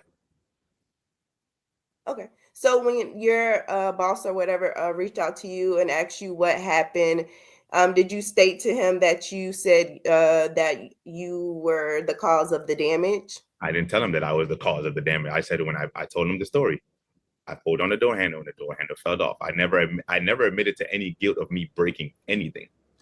How would you know what the conversation between him and his boss entailed? Did he make the call standing right in front of you to his boss? He directed you to call his boss. Maybe his boss relayed some information, but you weren't privy to that conversation. I'm sure of it, because I'm sure the conversation probably went something like, yeah, there wasn't a lock cylinder, and when I pulled the handle, it ended up in my hand. Yeah, she's scamming us. To anyone. Okay. Can you demonstrate how you opened the door? I mean, it's kind of hard. I don't have a car door handle, but Just demonstrate. I mean, when I go for a car, I put my hand on the door handle and I pull the door handle like this. I open the door handle. Like I said, where I was at, there's no room for me to even yank a door handle. There's no reason for me to yank a door handle. So I gently open everyone's car door the same. Like I said, I deal with a lot of high expensive cars that come through here. I don't yank on anybody's doorknob. You know, I don't even yank on my own car doorknob that way. So was it, if you're doing this to handle, it fell in your hand or it fell on the floor? Because if you're opening it, you would just let it go and release came it. off. So when I pulled, it came off in my hand. It was still a part of the door handle was connected to the door still, but the majority of the door handle was in my hand. And then that's when I had it, and you both looked at me and said what you said. And I tried to place it back in the holder. I tried to place it back in its position. Because you, okay. Any other questions, Miss Carroll? No, that's all I have. Do you have any other witnesses that you're calling? I just want to throw this out there, guys. I just little pat on the back to my intuitions here. I knew this would be a good one. I haven't watched a lick of it, but I knew this was gonna be good. No, that will be all the witness I'm calling. Okay, are you testifying, Miss Carroll? Yes. Okay, you can go ahead and tell me what you want me to know. So on the day I did go to the admissions, Alan did my admissions. When he first initially came to my door to do the missions, he did open the door the first time. He was able to open it. When he tried to open it the second time, that's when he broke the handle. So he was able to open my door initially the first time, and then the second time it broke. I didn't know it was broke until I saw him looking down, trying to fix it, just weird. I was like, what's going on? So I got out the car, looked around and said, so you broke my door handle? And he was saying, oh, I'm sorry. I didn't mean to. I'll pay for it. Well, I'll fix it. I'm trying to see if I can fix it. And I'm like, no, the door handle is broke. You broke the door handle. I let him finish the admissions, all of those things, and I created a police report with DeKalb County to get a police report on file for the case and everything else. We reached out to G. He said he will try to fix it, wanted to fix it. He wanted us to go through his insurance. He decided not to do that, and so I had to file with the courts for it since nobody wanted to fix the damage to the vehicle. That's pretty much. Okay. Mr. Yoon, any questions for Miss Carroll? No. All right. Anything else to present, Miss Carroll? You're asking for what? How much money? I'm not sure the exact dollar, but it's $1,200 and something. Based and that's on with what? All I've got so far is that you believe he broke your door. I don't have anything in front of me to tell me why $1,000 is the amount the court well, that was award. including the Nissan to fix it. I'm not sure if you have that Nissan. So let me evidence pause from you. Nissan for when they fixed Let me pause you for a second. it. You gotta stop talking if I start. Okay. Okay, you were breaking up. I'm sorry. All right. So I have not looked at your evidence. This is your turn to present your case. If you submitted evidence to the court, the only reason we ask you to submit it is so that when we get to this point that we can pull it up and put it on the screen if you want to. So if you have documents that you need me to see, you've got to present them now. Okay? So do I need to show them in the camera? I did submit these to. You just tell me which document you submitted and Miss Willis will pull it up. The documents from Conyers Nissan for the receipts for the damages for the door handle. And then the other, why is it totaling $1,000 for the damages in the court fee? So that's why. All right, Miss Willis, if you'll pull those documents up. And while she's doing that, Miss Carroll, what year is this car? Miss Carroll? 2011 Nissan Versa. Okay. So what is it that I'm looking at here? Yes, What it's a is this? 2011 Versa. All right. Okay, so a 2011 car. This case, I think, is from 2024 or 2025. But even if it was from the beginning of my archive of 2023, oh no, there it is. Top, it says 2022. So it's already an 11-year-old car. It's already an 11-year-old car by the time that she's suing them. You can't convince me that it had no rust, no issues, that it hadn't been prone to any type of mechanical failure. And she has to prove that it hadn't been. She has the burden of proof here. I think no. And I really don't think it would be too difficult to install. There's a place here in town. I know the guy would do it for $50. It definitely not. Maybe the whole car, but not the handle. It's her birthday present to herself. Didn't you hear? It's her birthday. Oh my gosh. 11-year-old car. She's pulled up a document. What do you want me to see from the document? What is it that you want me to know? The total amount for the damages, it was 2 receipts. It should be 2 because the initial, when we came, we had to go back because they had to order parts. Is it another page? It should be another. So that's 1, and then it's another, and then it should be another page with the total. Yeah.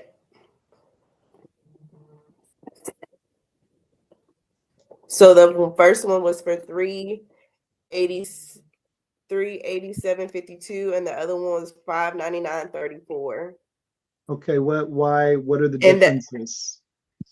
The initial, the first time we had to go, they had to do a diagnostic and figure out what was wrong with the actual door itself, why it would not open. And then the next time we had to come in, that's when they ordered the parts and actually serviced the car to fix it. Okay. And so in the statement, it said customer stated that the door won't open from the inside. Check device duplicated. I don't think that was the one, but it says it on there. And then cost to pay was $370 for labor as well. So though all those things was in percent. That's not the, yeah, Okay. that was. And so they had to order a part. So that's why it's 2 different receipts with the labor cost as well. All right. Anything else? Is she able to show the damage to the vehicle? If you sent it in and you want Are to you show able me, to? Yep. okay, what exhibit is that? I'm asking you, Miss Carol. You sent it in. What do you want her to pull up? My car damage, the door handle. I'm not sure. It was all in one file, so I'm not sure. It should be in the same. Ms. It was Willis, not a part of that. It was not a part of that document, Judge. okay, do you have any other documents, Miss Willis? Yeah. No. Okay, so Miss. That's the only document you have. We sent them all over And how did you submit them to the court? via email. And when was that? Last Friday. Just a moment, please. And it was 3 pictures? Yes, it's other, yeah. Just a moment, please. And I have located that information, Judge. And how many emails did you submit to the court? I believe maybe 4 or 5, depending on the size. I've only located 1 email, and it does not have any pictures attached. It has images of receipts.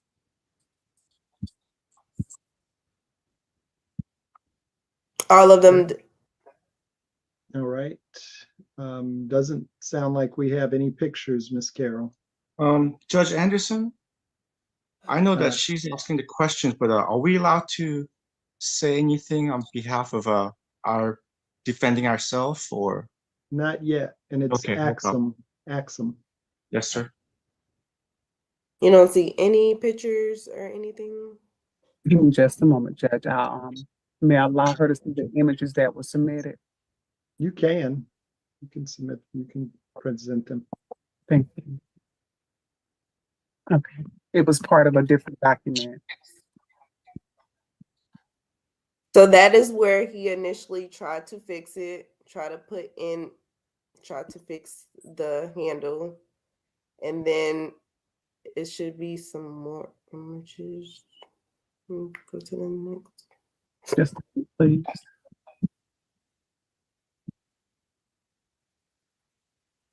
So this is, once you take it off, this is how the door handle look. I wasn't able to get in my door at all. And there should be some more.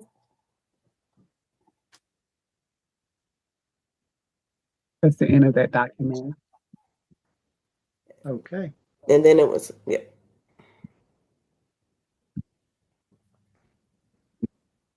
You can take it down, Miss Willis. Yes, Judge. All right. Anything else, Miss Carroll? No. All right. Mr. Yoon. Yes. It's now time for you to present your case. Okay. You had any questions for Miss Carroll? Did you have any questions for her?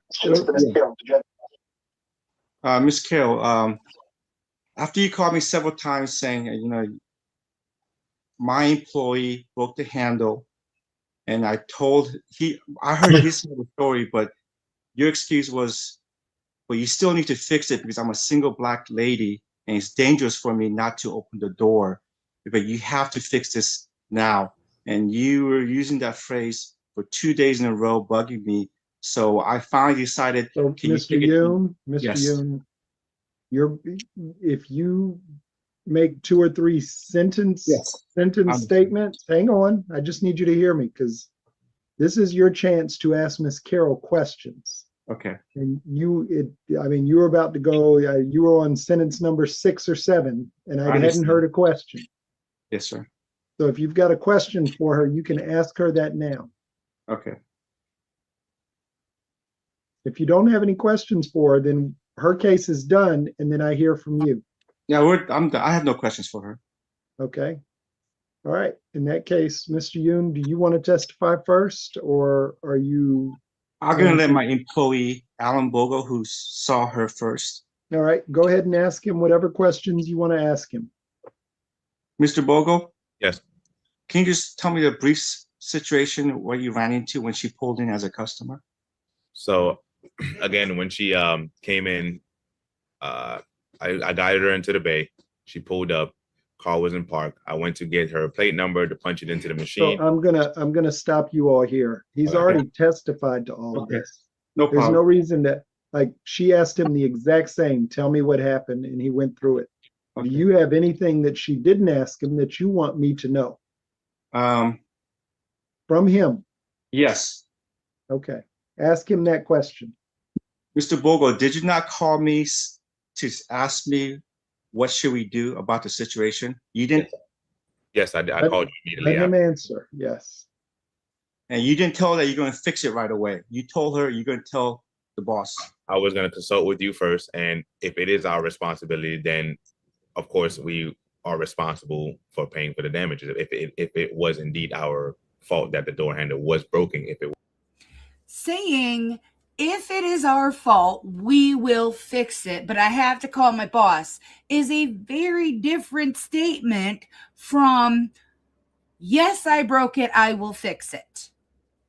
Two very, very, very different meanings.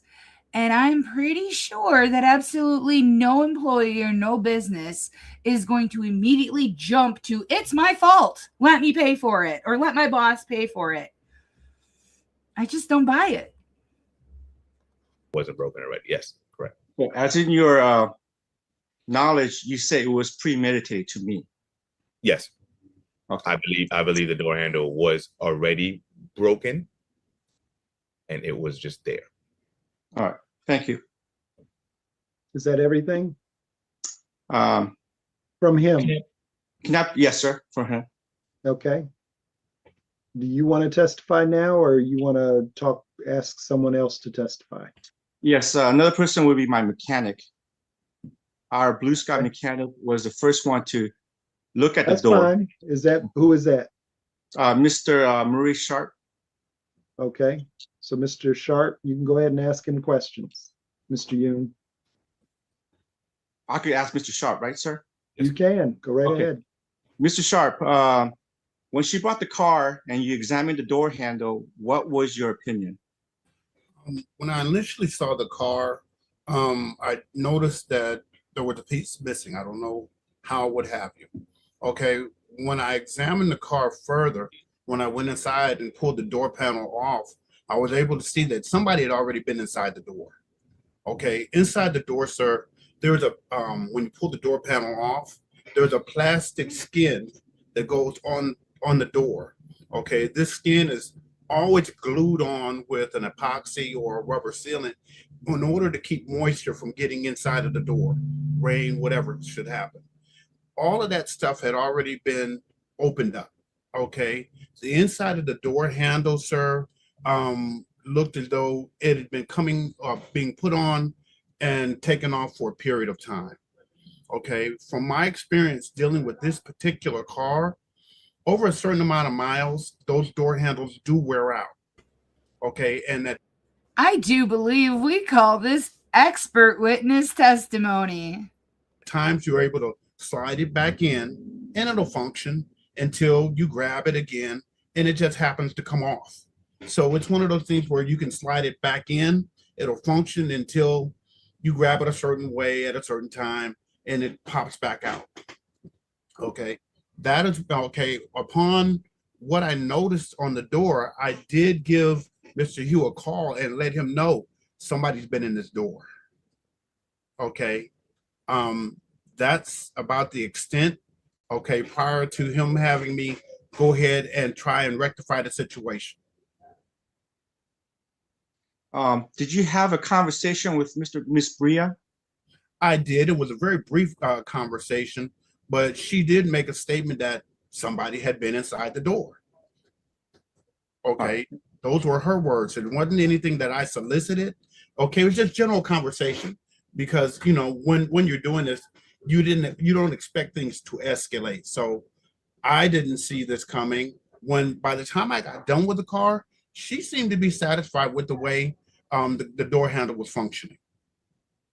And also, did you not say, why are we fixing the car if it wasn't our fault? But what was their reasoning to go ahead and fix it? Okay, well, based on knowing you for years and what have you, anytime things happen, okay, and you determine that it is your responsibility, you've never had a problem in following up with it. Okay, but when I went into this door again, I was questioning why you're taking responsibility when somebody's already been inside the door and the door handle was already worn out. At a vehicle, Your Honor, with over 80 to 100, 120,000 miles, certain things do start to wear out. Okay, and it's like trying to predict when a light bulb is gonna go bad. It's impossible.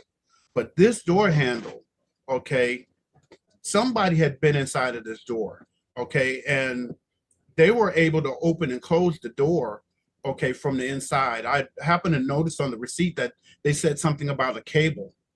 None of that was damaged when I initially went inside the door. Okay, none of that was damaged. Okay, only the plastic part that you pull on to open and close the door that actually makes contact with the actuator was coming out. All right, thank you. Welcome. Miss Carol, do you have any questions for Mr. Sharp? Yes.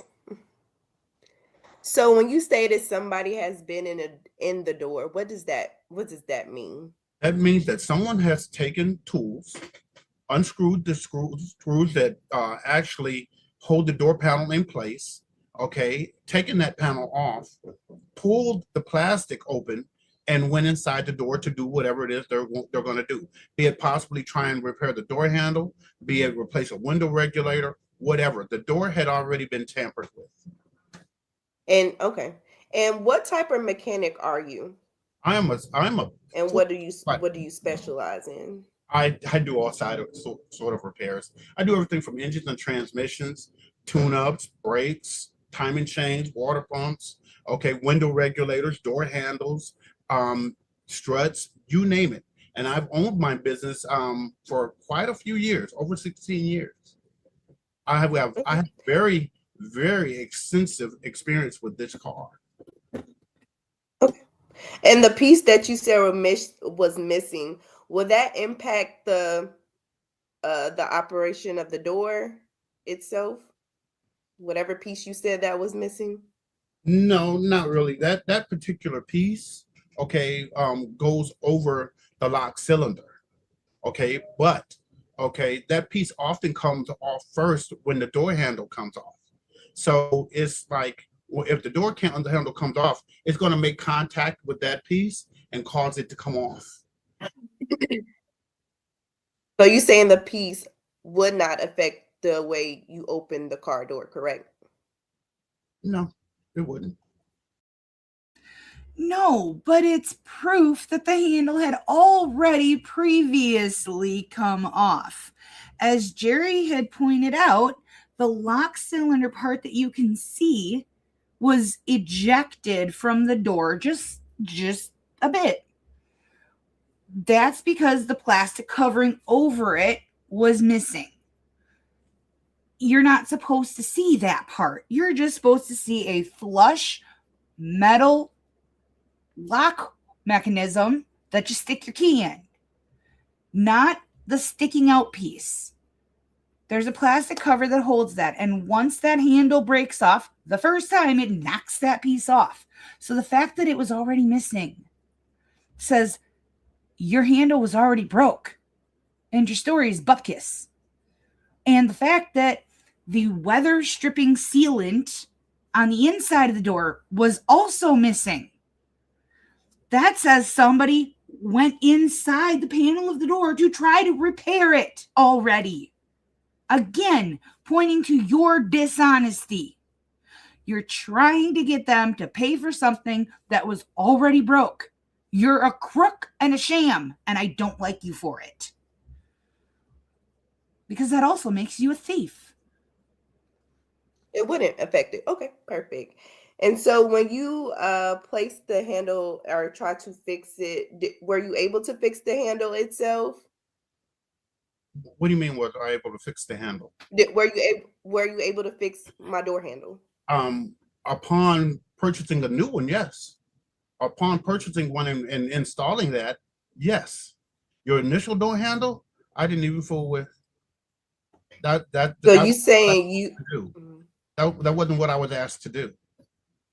So when you fixed the door, do you recall saying you forgot to put a wire hanger back in or a wire back in? No, I don't forget. So when you initially fixed it, you saying you fixed the door itself? Yes. Okay. So if you did fix the handle itself, you didn't get a call or anything from G or myself to say that my door still would not open, and No. I had to go to. No, G asked me to look at the car again. Okay, on one occasion when I was supposed to meet you at the facility, you didn't show up, so I had to come back. Yeah, okay. So the initial, pretty much, you did just a yes or no question. So you were not able to fix my door handle. Yes, I was able to fix your door. How were you able to fix it if it didn't open? Again, I'll say. So no, you were not. If you can let me answer your question. Okay, when you initially came up here, I repaired the door.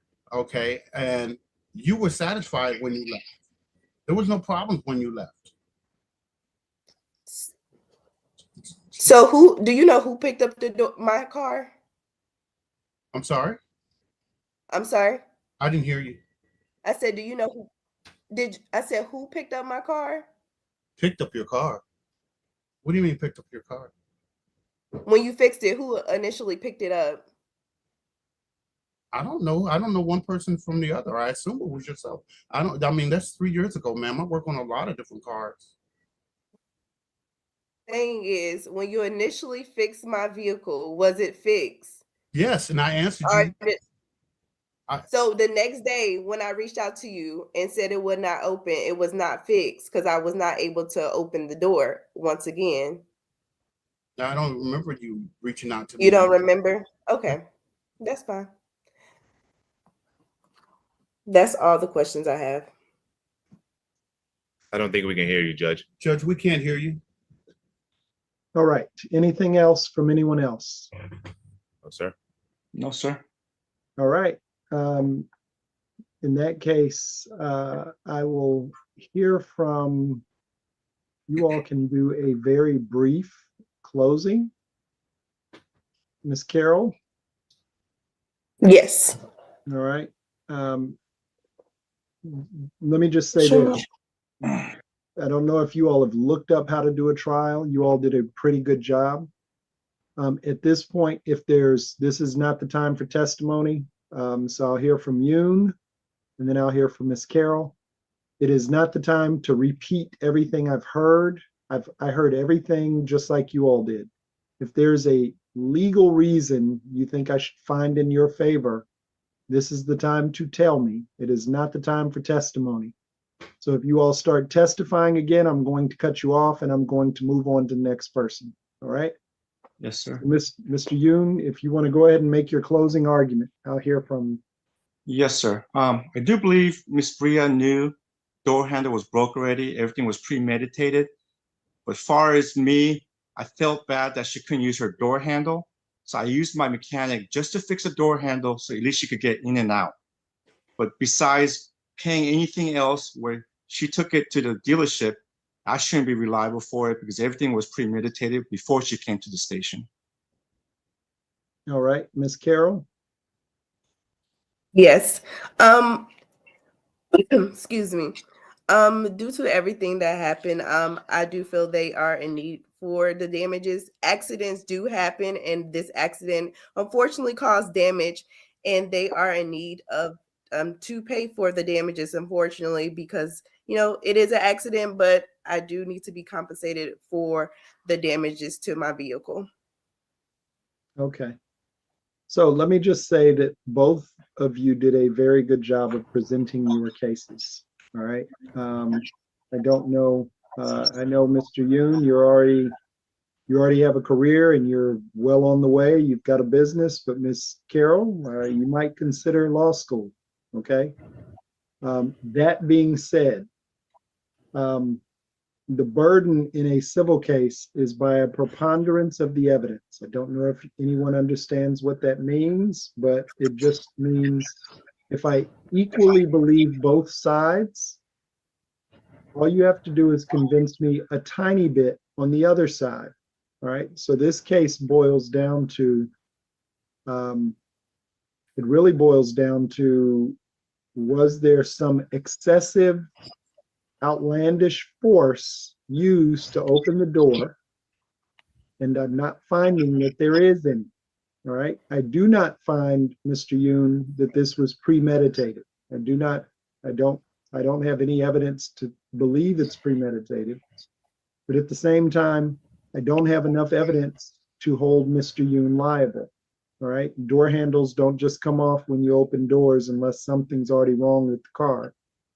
And that faceplate being missing gives me pause. Unless I'm just going to tell you, the only thing that would have convinced me to rule in your favor, Miss Carroll, because right now y'all are just even. I don't know who to believe. I don't know how to make heads or tails of why the car broke. The only thing that would have solved this issue for someone listening to this is to have an expert come in who examined the door and could tell me it broke under this much pressure and this much pressure is abnormal to open a door. Like, that's it. So at this point, I am going to find in favor of the defendant. That does not mean he gets any money, but that That is the resolution of the case, and we are adjourned. Okay? Thank you. Have a pleasant day. Oh man, that was a good one. The judge can't find evidence that it was premeditated, but that does not mean that it wasn't. Just like the judge can't find evidence that, the mechanic yanked the door too hard and that's what caused it to snap. That the judge is just trying to, he's only allowed to work within the four corners.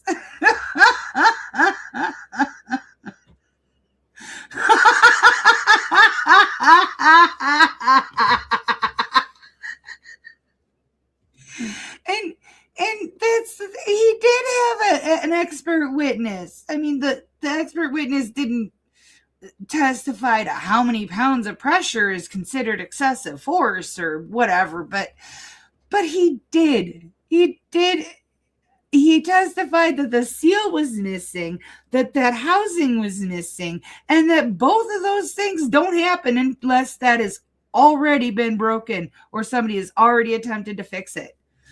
Oh my gosh. Well,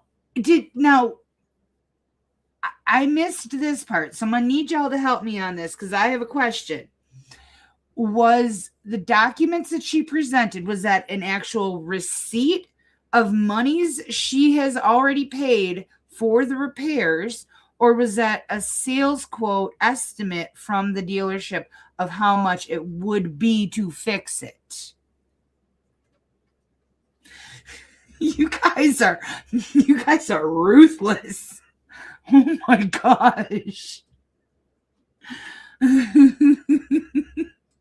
That was a receipt. Okay.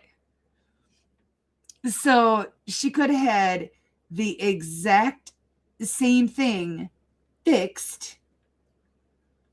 She only showed one receipt where she paid $300. Then where did the other $700 and some $900 that what was it, $1,200 that she wanted? Originally she said $1,000 and then she said like $1,200 or something like that. Yeah, because she could have had a reputable mechanic that's not a dealership fix it for considerably less. And here's the other reason why I believe that she set this up, right? So she knew she needed to get it fixed. There were a lot cheaper options to getting it fixed. She deliberately chose the absolute most expensive option because she already knew that she was planning on having these guys pay for it. She was convinced she was going to win just because he was the last person to touch that handle when it fell off. But